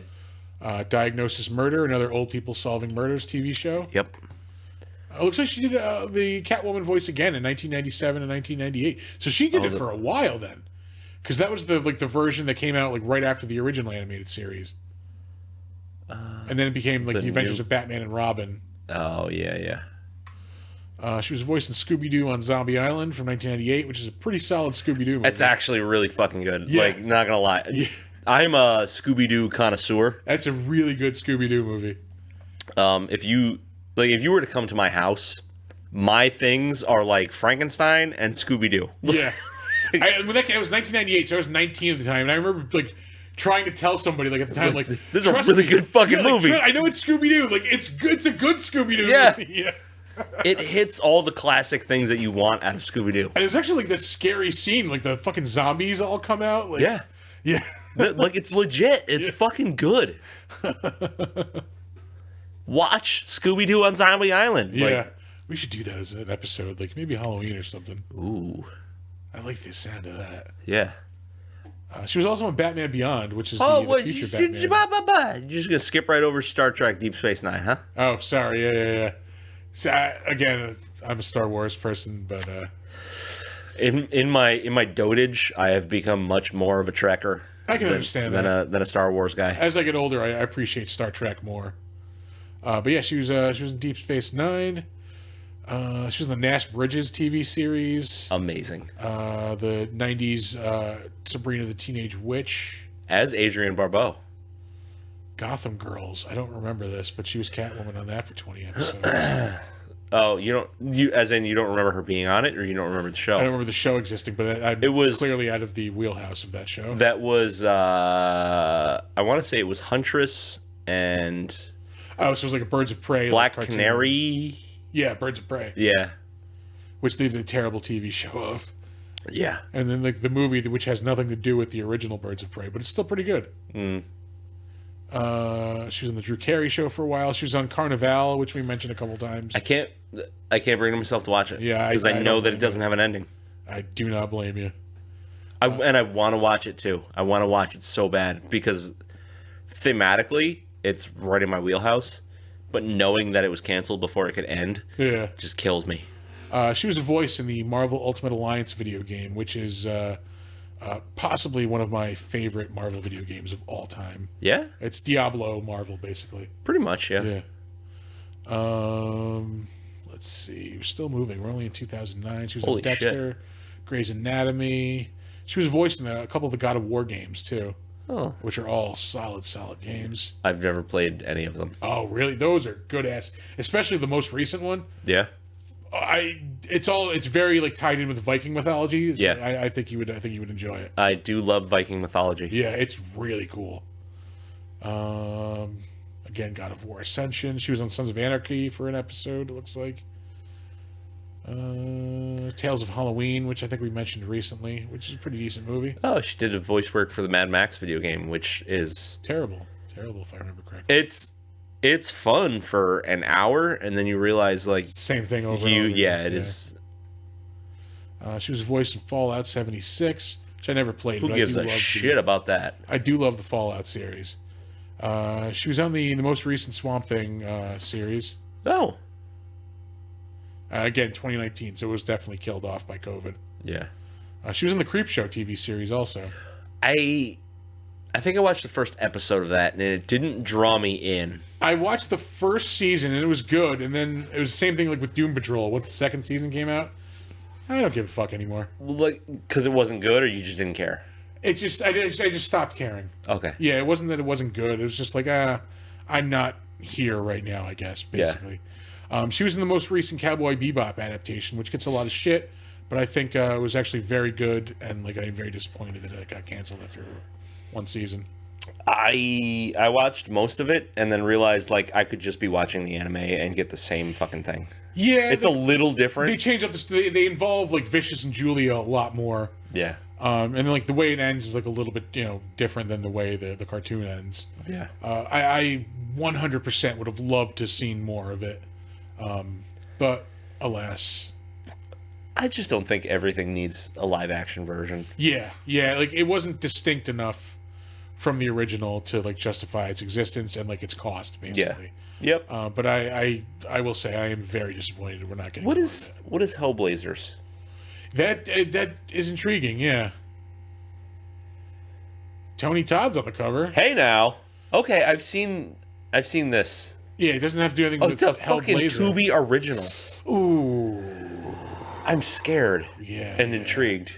I mean, it sounds cool. 80s satanic cult. Sounds cool. I'm gonna look into that. The whole Tubi original part sounds scary. Yeah, but it's got Tony Todd, which is not always. It's got fucking Billy Zane in it. Bruce Dern? What the fuck is going on? Huh. John Kassir, voice of the Crypt Keeper. All right, now I have to fucking watch this. Adrian Barbeau. Oh, that's why we're looking at it, because we're yeah. We'll move on. So weird. Yeah. Ray Wise, who we mentioned a little while ago. Yeah. Just an awesome actor. Like he's just a dude who makes anything he's in like that much better. And I also agree. I agree with that. But if you look through most of his filmography, you're not going to find a whole lot of shit that you know. Yeah, it's weird. But the things you have seen him in, he's very memorable in. Yeah. I need to check this out. Batman Audio Adventures podcast series. Yeah. He does looks like an announcer voice on that. Yeah, it's supposed to be like an old time radio show. Yeah. He was on Fresh Off the Boat on ABC. Looks like for 91 episodes. He was in the most recent version of Sabrina, which wasn't bad. I just kind of lost interest in it as it went along. My dear darling wife was watching this movie with me because that's kind of our thing now, is like movies that we have to watch for this show. Mm-hmm. She'll most of the time watch them with me now. She saw Ray Wise. She was like, I know him from somewhere. Yeah. So I was going through like some of the movies that he's like well known for. I was like, he was on Twin Peaks. Maybe you've seen that. She's like, no, I haven't seen it. I was like, he was on an episode of Castle. She goes, that's it. Oh yeah. He's also Robin's dad on How I Met Your Mother. Oh yeah. I forgot he was on that. Yeah. That show was not as good as everybody remembers it being. It definitely runs out of steam like a couple seasons into it. Like, Yeah. definitely a few seasons before the end. He was on a lot of Tim and Eric stuff too. He was on the show. I noticed that. Like, Yeah. he was, like, a lot, like, all their different projects and shit. Yeah. He was in the Fargo TV series, which I'm a big fan of. I'll get around to it. There was a Star Trek Captain Pike movie, possibly. It looks like he maybe What the played his fuck? father, Admiral Joshua Pike. Oh, it looks like a cartoon. I was not aware of that. I know that the new show is about Captain Pike. Isn't that how he ends up in like the box that he's in, like in the original series? Because I think in the original series he's in he's basically like a head on top of a box. Oh, I don't know. Yeah. Yeah, huh. No, I know. I know the new Star Trek series is about Pike. Yeah, I like as much of a Star Wars fan as I am, those new shows look really good. Like Discovery and that one, Strange New Worlds, like specifically looks really good. To me. I'm in the middle of Picard, and it is so fucking good. I saw the first season of Picard and I really liked it. I've been like waiting for the second season to finish up before I start watching. Yeah. it. I mentioned he was in the voice of Commissioner Gordon and Batman: The Killing Joke. Yep. Such a dark fucking story. Oh, this is disappointing. He's in God's Not Dead too. Oh. That's the movie with Kevin Sorbo, I believe, where it's like a religious produced movie. Are they? Yeah. Well, I mean, a paycheck's a paycheck. Yeah, I guess so. Agent Carter, the series he was on, which was pretty good. Okay, so I have passed Night of the Living Dead, or I'm sorry, Deb, a million times. Yeah. Like you see it in the queue on Netflix or whatever, and you're just like, not today, Satan. He was in a couple episodes of Mad Men. Let's see. Newsreaders, which I think is another one of those like weird Cartoon Network shows. Like the kind of offbeat comedy shows. Yeah. Let's see. How I Met Your Mother, I mentioned. All the flavors of Twin Peaks. Yeah. He's in the Psych TV series on USA. Ooh, excuse me. Let's see. Big ass spider. Big ass spider. Criminal Minds. Atlas Shrugged. I am not going to comment on that. Satan and Jesus discuss Peyton Manning. That's interesting. I want to see that. Because he plays Satan. NCIS. Tim and Eric's $1 billion movie, another Tim and Eric project. Yep. He was in the 90210 reboot. Wilfred, which is a pretty good series on FX for a while. X-Men First Class. That was a I liked solid that X-Men one. cartoon, yeah. Oh, no, I'm sorry. No, that was the movie. That's a good movie. I'm thinking of X-Men. What was the cartoon where they're all in like a high school? Yeah, I Evolution. was X-Men that Evolution. Yeah. That was a good cartoon. I did watch a lot of that. He was in a couple episodes of Chuck, which I just rewatched that whole series. That's a really good series. Yeah. He was in the reboot of Hawaii Five-0, Castle. Dollhouse. Dollhouse could have been so good, but it just wasn't. Reaper, which we mentioned. I cannot recommend him in that show enough because he is just so perfect as the devil. Yeah. He's Perry White in the Superman Doomsday cartoon. Not to be confused with Barry White. I just found all my original Death of Superman comics. Yeah. I have Still got the the one in trade- the black bag. Yeah, I found that. I found one that's open. I found a trade paperback. It all came out at the time. That that whole series suffered from that was that early 90s, mid 90s these comics are going to be valuable. Yeah, everybody buy that. I think that Superman was up to $75 at one point. The one in the black bag? Yeah, I got it as a Christmas present. Yeah, it's down to 20. Yeah. It's worth almost nothing. I bought that at. This is way back for all you comic heads, local comic heads, at Imagination, not the one that was in the plaza with Super Video, the old Imagination that used to be in the building with Strawberries Records on Central Avenue. Holy shit. I remember strawberries. Yeah, Imagination is now it was owned by the guy who owns Zombie Planet now. Oh, really? Yeah, it was his first store. Yeah. No shit. Zombie Planet is a much cooler name. For most of my comics buying, I was actually in my 20s, and I would always go to Aquilonia. Oh, really? Yeah. My Well, because first it was comic right across the store bridge. Was Canterbury Tales on Central Avenue here in Colony. Yeah. After that closed, I went to Imagination, which was first at Strawberries. Then it was in the plaza where Kohl's is.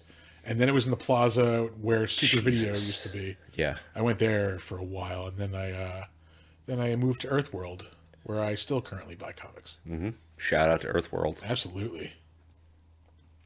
He's in Good Night and Good Luck. I did not realize, which is a pretty good movie. That's the movie about, is it Walter Cronkite? I think. Yeah, because that was his sign-off, wasn't it? Yeah,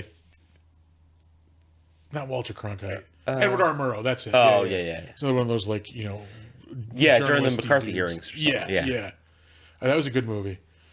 The West Wing. We're only in 2005 right now. Good Jesus Lord, Christ. Ray-wise.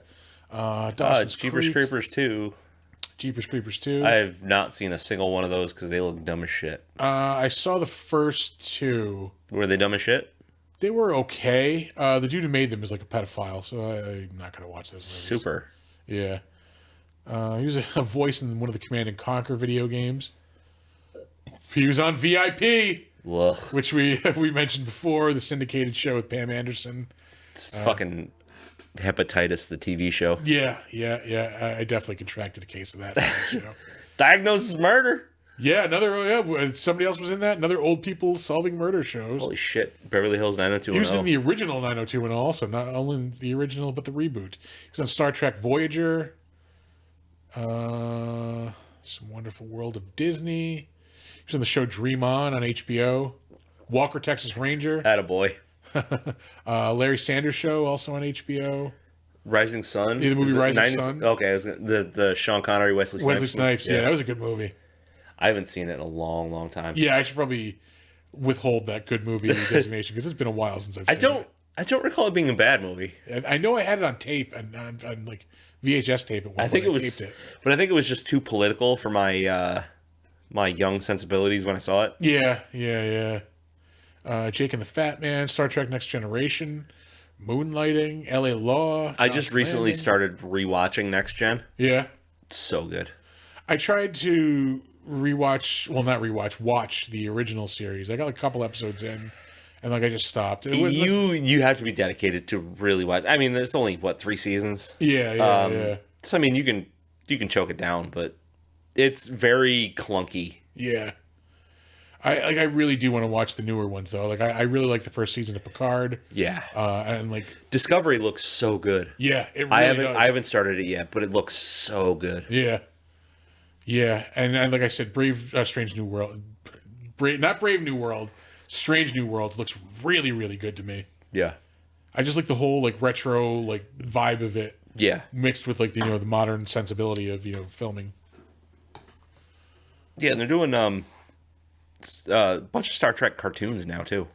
Yeah, there are so many Star Trek shows. Lower Decks. Lower Decks. There's another one. It's a little more serious. Lower Decks is supposed to be like A comedy. It wasn't the cheeky fun. But like the one dude from Rick and Morty, I think, isn't it Justin Roiland? Yeah, I think so. There's another one. I know Jason Mantzoukas is one of the voices. Yeah. What the fuck is it? I don't remember. Anyway, moving on. We're still like trucking. We're through. only in 85. Yeah, Ray Wise's filmography. He was in Airwolf, Scarecrow and Mrs. King, Trapper The John, A-Team, MD. The Journey of Natty Gann, which is like an 80s Disney movie. So to go to Trapper John, MD, I was recently not feeling well, and my go-to show is MASH. And he's a character from MASH. Yeah, Trapper John was the original roommate in the swamp for Hawkeye Pierce, and I chewed through at least 2 seasons in 2 days. It was bad. Like, I've been rewatching The League recently, and I think I've gone through like 90% of the show in less than 2 weeks. yeah, Yeah. yeah. It's like I don't know if you're the same way, but like if I don't feel good and I'm just laying in bed, I go to my comfort show things. See, I don't lay in bed. This is a because I used to have like a really bad insomnia problem. Yeah. I had to do shit like to mentally, like when they say when you have insomnia, you have to like kind of train yourself to just make your bedroom only for sleeping, basically. Yeah. So the only time I'm ever in my bedroom is when I'm sleeping, or like when I get up in the morning, I'm grabbing clothes. Yeah. So like I don't have a TV in there anymore. Like I made like no reason to be in there. So like once you walk in, you automatically just start to get sleepy. Yeah. It's a weird like just mental trick, and it works. Yeah. To the detriment of like if I need to talk to Amanda and like she's in the bedroom, if the conversation You walk in there and just start going, no joke, if the conversation lasts more than 5 minutes, I'm like oh, starting to fall asleep. Yeah. It's weird how like it actually works. Yeah. Turns out I just needed the sleep apnea machine. Yeah. Yeah. It's apparently your mind telling you don't go to sleep because you're going to die. Like, yeah. Who knew? CPAP or die. Yeah. But I don't know. MASH has just always been my show. Like if I don't feel good and I'm just laying around and want to watch TV as something to watch because I don't feel good, or just to have as noise to lay down to, MASH and Star Trek are my shit. Or Lord of the Rings. Like it's pretty much it. Yeah, no, I have like if I just need something on like comfort TV, it's usually like an older sitcom like Seinfeld. Yeah. Like It's Always Sunny I go to a lot. The League I go to every now and again. Mm-hmm. Those are like the bigger ones. I'm trying to think if there's anything else in there. That might be really it. Anyway. Yeah. And there's just something weird about the mind state that you put yourself in watching certain shows. Yeah, like I've seen this a million times. Like, yeah, I just want to watch it right now. I know it's good. I'm gonna enjoy myself as much as I can because I don't feel good. But yeah, my go-to TV. Like, I also used to be one of those guys who was like, I can't, like, they say like most people watch TV on their computer now. I'm like, yeah, I can't understand that. Like, how do people do that? Like, I have a big TV. Yeah. Mostly because of the pandemic, I probably watch 90% of what I watch like on my computer at my desk over there. Oh, really? Yeah. I mean, I have to like make it a point to watch something on like my TV at this point. Yeah. And we're finally at the end. What the Ray fuck? Wise's, Okay, so this timeline does not make sense. 69 was this first thing, and then the next thing was 76. 76, yeah.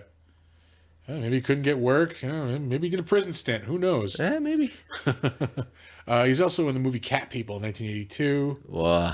I haven't seen that in a very long time. Probably since the 80s. He's on Barnaby Jones and Charlie's Angels as well. Let's see. Moving on. As soon as I can find the cursor. There it is. Yep, it's right there. David Hess, who we mentioned, plays a notable scumbag in a lot of stuff. Yep. Probably most notably Last House on the Left. Yeah, that's a very uncomfortable movie to watch. Yeah, that is not a... it's very... Yeah, exactly. It's the way you can describe it. Not comfortable. I was like, he was in Hateful Eight, but no, he does like some soundtrack work on that. He did a bunch of soundtrack work. Yeah, Cabin Fever as well. Acting up until 2016, it looks like he's still... Oh, he died in 2011. Yeah. Still cranking out stuff in 2016, though. Good for him. Yeah. The House That Wept Blood. Must have been shit that he filmed and then didn't come out until years later. Yeah, he was in a lot of foreign stuff. Like, I was going through his, like, IMDb and not a lot of stuff jumped out at me. I don't know. He was in Let's Get Harry, which is a pretty good 80s action movie. Yeah. It's about these, like, guys, like, their friend gets kidnapped in South America. So, like, they hire a mercenary. I think it was, like, Robert Duvall. Oh, boy. To, like, take him down there and, like, rescue their friend. Robert Duvall, convicted wife murderer? That's Robert Forrester. No. Robert Duvall killed his No, wife? no. Who the fuck am I thinking of? Billy Duvall. Oh, okay. My grandmother went to school with Billy Duvall. All right. So when he was on trial for drowning his wife, I think it was. Glenn Fry is one of the guys in this movie from the Eagles. Jesus. And David Hess is one of the mercenaries. And Mark Hamill. Harmon. Yeah, he's Harry, the guy that Yeah. they're going to get. Yeah, when nope, it wasn't Billy Duvall. Billy Devane. William Devane? Well, yeah, Billy Devane. Oh, okay. William Devane. He killed his wife? I think so. One of the Duvane. William Devane is the guy who's like known for being very tan and like smiley. That might have been him. Did one of them have like a weird detective show where he kind of had a bird on his shoulder all the time? That's Robert. No, not Robert Forster. Beretta. What the fuck is that guy's name? Oh my god. I want to say it's Robert something. Hold on, it's Beretta. It's Beretta. hold on. We have an Internet Movie Database for this. Yeah, yeah. Why can't I remember this guy's name? Oh, I couldn't have killed my wife. I left my gun in the restaurant. Robert Blake. Robert what Blake, the fuck? yeah. I think I have a brain tumor. He was in David Lynch's Lost Highway in an appropriately creepy role. Yeah. So him, my grandmother went to school with very briefly. He went to Albany High for a little bit. All right. He was in her yearbook. So when he was on trial, she was like all about it because she would watch court TV all day. Yeah, yeah. Because I don't know, this is just what old people She's do. like, that motherfucker did it. Yeah. It's like, I know him. He did it. We have like a weird mix of celebrities who are from the area. Mickey Rourke from Schenectady. Yeah. No, that tracks. Yeah, that actually is pretty on brand. Otto Octavius in the Spider-Man comics from Schenectady. Yeah? Dr. Octopus. Yeah. Oh, shit. Alice from the Brady Bunch. She was from Schenectady originally. Pat Riley, coach of the Lakers in the 80s. Yeah? Schenectady. Yeah. Schenectady is weird. Yeah. It's weird. It's like people want to get out of Schenectady. Yeah. What's her name? Maria Brinks, the singer from In This Moment. Oh, yeah, Heavy yeah. metal band from Clifton Park, I believe. Who the fuck else is from here? I know Aquafina went to SUNY like a year or two after I left. Somebody else did. Jimmy Fallon went to Yeah, St. Rose. St. Rose. Yeah. Yeah, weird local celebrities. It's too bad Albany didn't kill him. Mike Tyson used to hang out here a lot. He did a commercial for my uncle's store. I've mentioned that Yeah, before. he used to get his hair cut in Albany. Yeah, he used to drive his Rolls Royce up and down Central Avenue. Like all day, I basically. have seen a limo with the Tyson license plate No shit. as a kid. Yeah. That's crazy. Hey, Beretta. And that commercial on YouTube. Go check out the Mike Tyson World Trade Electronics commercial. Yeah. I spent a lot of time growing up in that store. And he was in Last House on the Left. Oh yeah, that's right. Yeah. David. I thought we were still on Ray Wise. That's podcasting for you. Yep. Being in command of the situation. Yeah. Yeah. Hey, who's next?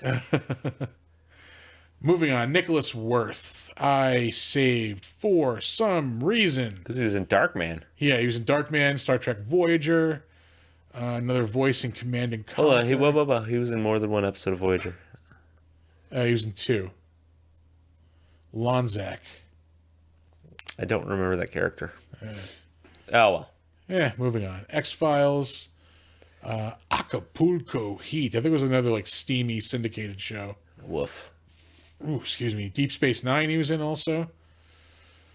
The John Lovitz classic High School High. The Ramones music video for The Substitute. I didn't even notice that earlier. It's 1994. They were barely The Ramones bad anymore. Ramones. That's like the Adios Amigos era. When they had like fucking Richie Ramone. Best of the Best 2, which if you've never seen either of the first two of those movies, They're worth it. yeah, 80s cheese at its best. Was Eric Roberts still in this? And I believe so. I think it was the last one with Eric Roberts. That's the one where Chris Penn gets killed, I believe. Because I'm pretty sure they did a third one. Yeah, I'm pretty sure. Let me see. Yeah, there he is. Yeah. Yeah. After the death of their friend Tommy, Oh, man. Philip Ree was Tommy in Lee and so many Alex, good yeah. movies and so many bad ones. Chris Penn gets killed at the beginning. Then he gets killed. Well, not killed in real life. He just does a lot of coke and dies. Coke killed him, I guess. Yeah. When Sean did he Penn's die? brother. It was a while ago. Let me see. Where did I? It doesn't matter. That fuck. No, now I'm actually curious. Best of the best too. I want to say it's got to be early 2000s. 2006. So mid 2000s. Holy shit. His most famous role probably Nice Guy Eddie in Reservoir Dogs. He was in Footloose, man. Footloose is arguably a bigger movie. And you're telling me he just decides to turn on us? Oh, God, I love Reservoir Dogs. That's a real good movie. Yeah. Don Knight, who played Ritter in this movie, is the dude that Arcane had taken over. Oh, shit. Sorry. We're almost 2 hours. Holy shit. I gotta Turns wrap out I this can't breathe whiskey. Yeah, this is the character that all he does is yell. up. Yeah. The only reason I saved him is because in 1992, he played Quint Sankey on an episode of Murder, She Wrote. That's right after he was on Father Dowling Mysteries, though. So Another old people solving murders. just bagging show. him. Yeah. Father Dowling Mysteries. Magnum PI, Manimal, The A-Team. This dude was on a lot of stuff. Yeah. Ray Wise is in an Angels. episode of Manimal. Yes, yeah. He's on all 6 episodes of the original Hawaii Five-0. Shit. Kojak, Kojak. Barnaby Jones, Swiss Family Robinson, Little House on the Prairie. He's in the Shaft TV series. He's in the Kung Fu TV series on Bonanza, McCloud, Columbo. Night Gallery, which is Rod Serling's follow-up to The Twilight Zone. Yeah, much worse than the Twilight Zone. Much lesser quality than The Twilight Zone. The Virginian, Mission Impossible, Mannix. This dude's been around. Holy shit. Voyage to the Hogan's Heroes. Hey, Munster Go Home. Monsters Go Home. I knew there was a reason why I was going all the way down. Oh, minor role uncredited. Must have just been like a dude walking down the street. Moving on. Dick Durock, who played Swamp Thing in this movie. He has also been in a ton of shit. Some of the bigger stuff. Die Hard with a Vengeance. The Hunted. Is that the movie with Tommy Lee Jones and Benicio del Toro? Nope. No, it certainly isn't. That is Also not under even the name of that. Fighting Champion. What the fuck? Might be one of those movies that has like multiple titles. Ugh. But aside from that, he was in the Swamp Thing TV series. He's in both of the movies. He was on Dynasty, So Matlock. we got the trilogy. People. Yeah, the trilogy of old people solving murders shows. Married with Children. Married with Children. He was the chainsaw killer. Yep. The A-Team that shows up like 3 or 4 times in this episode. Yeah. Airwolf shows up again. Knight Rider. Raw Deal. That was that's Stallone Schwarzenegger movie. Yeah, was that his? Is that Schwarzenegger and Jim Belushi? No, I don't No. think Belushi was in that. I think this was Stallone's like second movie, third maybe. Yeah, I saw Or this why do I say recently. Stallone? Schwarzenegger. I want to say I saw this recently. Robert Davi, Darren McGavin. Woof. Just Dick woof. Durock as Dingo. That's very alliterative. Yeah. Yeah, okay. Yeah, I definitely have seen this. I know it's why It's one not of the lesser- good. yeah, one of the lesser Schwarzenegger movies. Yeah. Let's see. Magnum PI, Married with Children we mentioned, the new Mike Hammer, A-Team, Knight Rider, Airwolf, Falcon Crest. I might just be beating a dead horse. Oh, History of the World Yeah. Part 1. That's why I saved it. Mel Brooks classic. Oh, he just played a guard in that. It's good to be the king. Yeah. He's in the Incredible Hulk TV series. Oh, he was a Roman guard, so it might have been that scene where it's yes, yes, no, no, yes. Oh, Piss Boy. Oh, piss boy. That movie is so good. He's making a TV show of that movie, which That's I'm hyped not for. gonna be good. He's doing it, so I have. Yeah, he also did the Spaceballs cartoon. Oh yeah.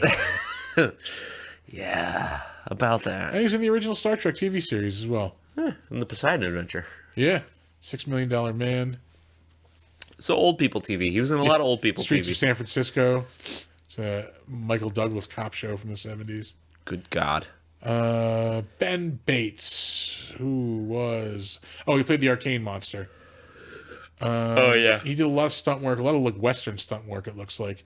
He was on Gunsmoke, How the West Was Won TV series, and Legend of the Lone Ranger.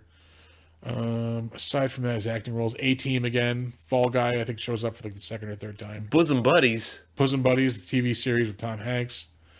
Heart to Heart. And then Gunsmoke, which I mentioned, 1974. What in the hell did you put that up there for? I don't know. Yeah. Reggie Batts. This one's quick. Jude. You know what else he was in? What? Nothing. He's in this movie and that's it. Reggie Batts. Yeah. Mimi Craven, who I believe was like Wes Craven's wife. Yes. She has a little like one-offs in a couple of Wes Craven things. Yeah, she was the secretary. Yeah, she was in Arcane's this. secretary. She was on an episode of ER. She was in Star Trek Voyager. Aside from that, an episode of Silk LA Stockings. Law, Silk Stockings, their USA classic. The Steamy. TV, Dream On HBO, which we just mentioned. Jake and the Fat Man, which we just mentioned a little while ago. Beauty and the Beast. The 80s Twilight Zone. And then, this was her first role. Yep. She's in Nightmare on Elm Street also. Oh yeah. And then our last person here, Tommy Madden, who played Little Bruno. Oh boy. He is actually in a lot of stuff also. There weren't that many like little people actors like of note in the 80s. Yeah, so they recycled a lot of those he got guys. around. Yeah. Last thing he was in was Working in 1998, which was a sitcom with Fred Savage. Dana Gould was in that also. He was in the sitcom Coach, Spaced Invaders, which I remember watching a lot when I was younger. It was on TV a lot. Yeah. LA Law, which has shown up like I want to say at least 4 times in this episode. Simon and Simon, which shows up every now and again. Night Court, which is a great 80s sitcom. The 80s Twilight Zone again. Magnum PI. Aren't they again. redoing Night Court? They are, yeah, with John Larroquette like playing his original character, Oh really? and then one of the girls from Big Bang Theory. Oh. Mr. Belvedere, Dukes of Hazzard. We mentioned Fall Guy for like the 3rd time I think this episode. I think so, yeah. Yeah, Swamp Thing, The Incredible Hulk for like the 2nd time I think this episode. Buck Rogers, the TV series. The Muppet Movie. Lord of the Rings? Must be the old cartoon. Yeah. Yeah, voice. Yeah. So he was in a lot of stuff. No shit. And that will do it for the Better Known As segment. Oh my god. Yeah. That was probably our longest for no reason. That was unnecessary. I Better Known As. apologize. There was people who probably could have cut out of that. Yeah, there's that's it's gonna be the power of editing, baby. Holy Christ. Crapshoot.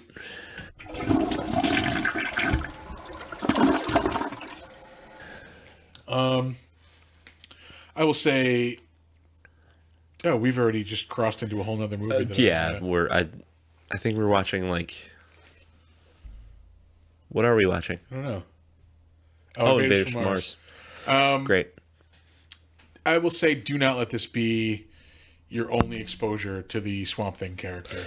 Definitely not. Yeah, read Alan Moore, anything by Alan Moore in the Swamp Thing catalog.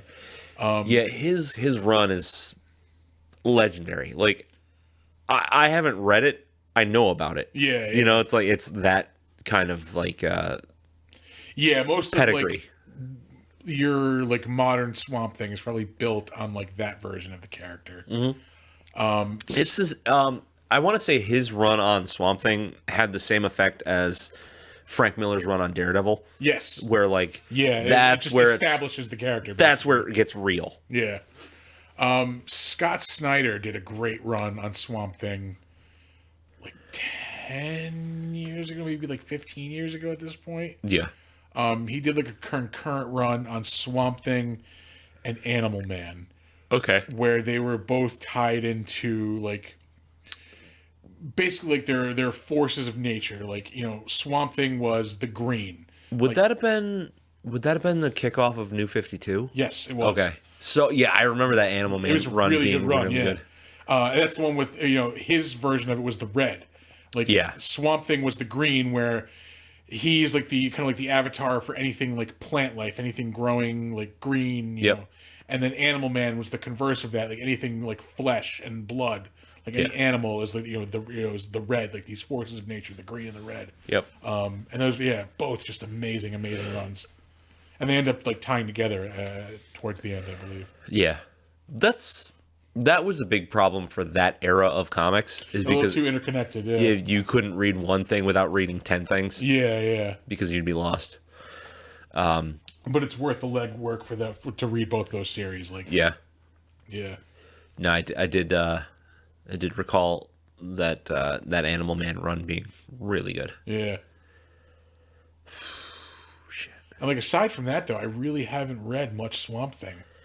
No, I just always had. love the fucking character. Yeah, he's just cool. It's like, it's weird. It's like evil Ernie. You know, like the character is cool as shit. I've never read a single. Never read a single Evil Ernie comic. Yeah. I think he's actually making a comeback now. Oh, you got me. I didn't know it went away, but yeah, it's just one of those things where like it's got such a reputation that you don't need to be well versed in it to know that it's a quality character. And it's just such a cool looking character, like especially Yeah. with I think the modern versions where he's more like he's even more plant, like it's just, you know, vines and like he's got the big wooden like horns like coming out of his head and like you know, he grows wings at one point. Like I want to say at some point he kind of ties into like being an eco-terrorist, yeah, I think you're right. Yeah. which is cool. I'm not saying like damn the man, but you know, sometimes damn the man. It's my my punk rock ethos coming out a little bit. Yeah. So I said, I will say, like, don't let this be your only How was that chocolate cherry? It's good. I'm gonna move on to one of those. It's now. Not gonna lie, it's not overly strong in either flavor, chocolate or cherry. yeah, I was a little like Decent mix. the patriarchy was a little weak in the flavors. Yeah. It was a little bit too bitter, but it wasn't horrible, you know. But it wasn't what I was expecting. That's the danger you run into when you get an imperial. Yeah. Because sometimes the actual flavor isn't enough to mask the alcohol content. And it wasn't. Jesus Christ. I know they keep kind of threatening to make. Guillermo del Toro was on board at one point to make like a Justice League Dark movie that I think like Swamp Thing was going to be a part of, like Swamp Thing and Constantine and Zatanna. I don't know that I want an actual movie of that. They did 2 cartoons. Yeah. And I'm good there. Yeah. Like, but if Del Toro's doing it, I want that movie. sort of. But that's a lot to bring into play for just one movie. You know what I mean? Yeah. You get a lot of leeway with the animated ones because you can kind of just step into that going like, people who are watching this know these characters. Yeah, they're on board already. People who are going to go to a movie to see it probably don't know Constantine, probably don't know Yeah, we need to Zatanna. aim it to the general audiences. Yeah. They don't know Dead Man, you know, like, I get it. I think DC needs to stick with TV shows and cartoons. Yeah. Let Marvel have the movies. Like, their movies, I will say, have gotten much, much better once they abandon like the Snyderverse, which I mean, like I think at the same time didn't get enough credit and also got more credit than it deserved. it depended on who you were talking to. Yeah. Like I think, you know, if you had asked me this 2 years ago, I would say it's not as good as everybody believes it is. But I think his version of Justice League kind of like redeems what he was trying to do. Yeah. And like it just kind of the It still fell on its face. yeah, the end message just got muddled basically. Like if they had stuck with that original vision, like maybe it would have turned out better. And like I started watching the Snyder Cut. yeah, Still didn't give a shit. I will say it is just infinitely better than the movie that they put out. It's better, I guess, but I still don't care. Yeah. Like, Yeah, at that point, like 2 years, I think, or 3 years removed from the original movie, like, yeah. who gives a shit? Like, Yeah. yeah, you had your shot and you fucked up and you gave us this shitty movie. Yeah. And I mean, he has done good, comic to film movies. Like 300 was fucking Watchmen awesome. 300, yeah. Yeah. The 300 sequel, not so much. I don't think he did that. No, that's not a thing that happened, right? It's like, right up. I think that was rumored. So there are 3 Indiana Jones movies. Yeah. Yep. Yeah. It's weird. Weird how people talk about these movies that like never came out, and they're Yeah. like, yeah. God, what else? I don't know. I've been playing Days Gone, and I'm really enjoying it. Yeah. It's super old at this point, but it's not for us PC players. Yeah, yeah. PlayStation gets some really cool exclusive shit that, because I don't play console, I don't get to play. Eventually, I'll get around to Ghost of Tsushima Which was badass. I really enjoyed it. when Steam decides to carry it. I'll get it. It's just like the same with Tiny Tina's Wonderland. I could buy it. I could buy it on Epic right now, but I'm not gonna, because I'm a Steam loyalist. I don't need more than like one thing. Like, Yeah. I have enough going on. It's not even so much like I don't want to buy Epic because Epic's bad. I just want to buy on Steam because that's where all of my friends buy their games too. Yeah, yeah, yeah. So if I was gonna play multiplayer, they're gonna be on Steam. You know, it is what it is. Yeah, I do want to pick that game up at some point. It looks badass. My buddy Cody at work is just like all about it right now.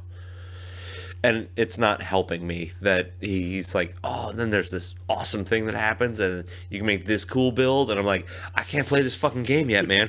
Like, shh. But yeah, Days Gone. Not very far into the game at all yet. A couple hours maybe. Yeah. But very enjoyable. It's like, it's I don't want to really compare it to Red Dead 2, but it's along that same style of game. That's what you said to me last night. It's Red Dead 2 with motorcycles. Yeah, basically. it's like Daryl Dixon in Red Dead. Yeah. So if that's your thing, play it. Go for it. Whatever. Oh, man. I am loath to give out my Steam information on this podcast because that seems like it could be disastrous. Yeah. Yeah. Man, we used to give out our handles on Evil Geeks, and I never had any problems with it anyway. Yeah. I'm just not going to do it. Yeah. I don't need that kind of... I don't need people come looking for me. Yeah, no. No. Bill collectors do that enough. So I think we're going to call it an episode. Yeah. We're at just over 2 hours. 2 hours, yeah. Yeah, that's fine. I think we've got some UFC to watch. We do. Oh, that's right. Yeah. We will do the housekeeping stuff. I will say, come check us out at Saratoga Comic-Con. Yes. What days is that? It's almost like there's flyers right over there. But Please hold. I want to say it's more May 14th and 15th, which sounds... That sounds correct. Yeah. 14th and 15th. Yes. May 14th and 15th at the Saratoga City Center. Come check us out. We will be in our normal spot. Will we? Yes. Yeah. Barely. We barely got in there. We apparently there was some incidents last time, and everybody else got kicked out except for us and Tom. What? Yeah. Hold on. Yeah. We'll talk about this after the recording is over. Yeah. But yes, we will be at Saratoga Comic-Con, the comic and pop culture event, May 14th, 15th. I believe I am hosting the Crow reunion panel Oh shit! with James O'Barr and Bai Ling. There's also extra shit. There's cosplay, there's events, there's panels, there's contests, celebrities, gaming, comics. There's a Super Smash Brothers tournament, all day, both days, which is new. I think we've had that going before. They didn't have it last year. Okay. Or not last year, but yeah, it was last year, wasn't it? Yeah, it was November. There are Magic tournaments, D&D adventures, and demos by Medusa Gaming. I might hit up that D&D adventure. I've always kind of want to check it out, and I never, because I'm always busy as hell. Yeah. It's in the room where they, like across from us, where they had the after party last time. Okay, super. If they're doing that like all day, maybe I'll do one, then you'll do one. Yeah. Well, I don't know if because I'm gonna be. Well, you'll be a busy boy. Yeah, hosting and shit. Maybe I'll just abandon our table and go do something else. Yeah, no, that sounds fucking sweet. Yeah. So see us there. Get some fucking stickers and swag and shit. We're flush. Laden with swag. Flush. Yeah, like good swag too. Not like, I mean, we have. When I say we have multiple sticker designs, like we have a shitload of stickers. It's like 5, 6. Yeah. We've got more 3D glasses. We got buttons. We got pins. I think we have. Yeah, we have more toilet stickers, right? We do. Yeah. We have the shiny "Ghoulie Don't Let a Ghoulie Eat Your Ass" sticker. Yep. We have the deathbed stickers. We do. Yeah. What else? Get some 3D glasses, some pins. I almost bought magnets the other day, but I'm like, we have way too much stuff at this point. Yeah. Eventually, we'll have to start charging for shit, but I don't want to get there. Yeah, like, I think if we do get more magnets, I'm going to charge for them only like $1, but like they're pretty decent. Yeah, they're sweet. Yeah. But yeah, come over and hang out with us. Maybe we'll have like beverages we're not supposed to have, but I don't know what you're talking about. We follow the rules completely. Yeah, we drink convention sodas. That's what we have. Okay. Yep. Convention sodas. Yeah. That I keep in my book bag. Yeah. But definitely, yeah. I think we've had like a couple of episodes that were born of suggestions that we got at the last Saratoga Comic. At least Deathbed. Yeah. Did you message her that we dropped that episode? Yeah, I did. Did she say? Oh shit! I was supposed to fucking message the one dude because he's the one who suggested Swamp Thing to us. No shit. He also gave us the recipe that I forgot to make. Recipe. He was like a rum, like a warm like rum like drink. Oh, I'm already out. Yeah. Warm. Nah. It rum. Sounded really good. I will say I've been every week I start off the show with one of these Mai Tais, and I've been using Boom Boo rum, which is delicious. Yeah. I've never been like that into drinking, like where booze is booze as far as I was concerned, Yeah. So I like Bacardi was basically what I was used to. This is like it's sweet, actually has like flavor other than alcohol to it. Yeah. And it's really good. Yeah, it's like a spiced rum, right? Boom Boom. No, it's a Caribbean rum. So it's is it clear? It's dark. It's darker rum. So it's like so it's spiced, like a molasses like type of a rum. Oh, excuse me. Ooh. That was a weird set of flavors. What the fuck is going on with this movie? Yeah, there's a brain with it's Krang basically. Yeah, it just like got pooped out by this ship. Yes, so please come see us at Saratoga Comic Con. We will be upstairs by the panel room, in front of the panel room. Yeah. That's the word I was looking for. That's our typical spot. We'll be playing punk rock and handing out stickers. We'll be just generally having a great time, so you should come have a great time with us. Yeah. So we're going to leave you with our socials.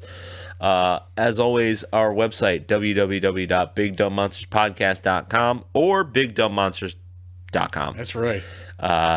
If you want to email us anything you really feel like we need to know, beer suggestions, movie suggestions, whatever, bigdumbmonsters@gmail.com.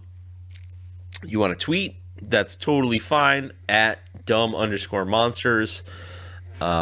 If you want to find us on Facebook, that is Big Dumb Monsters Pod.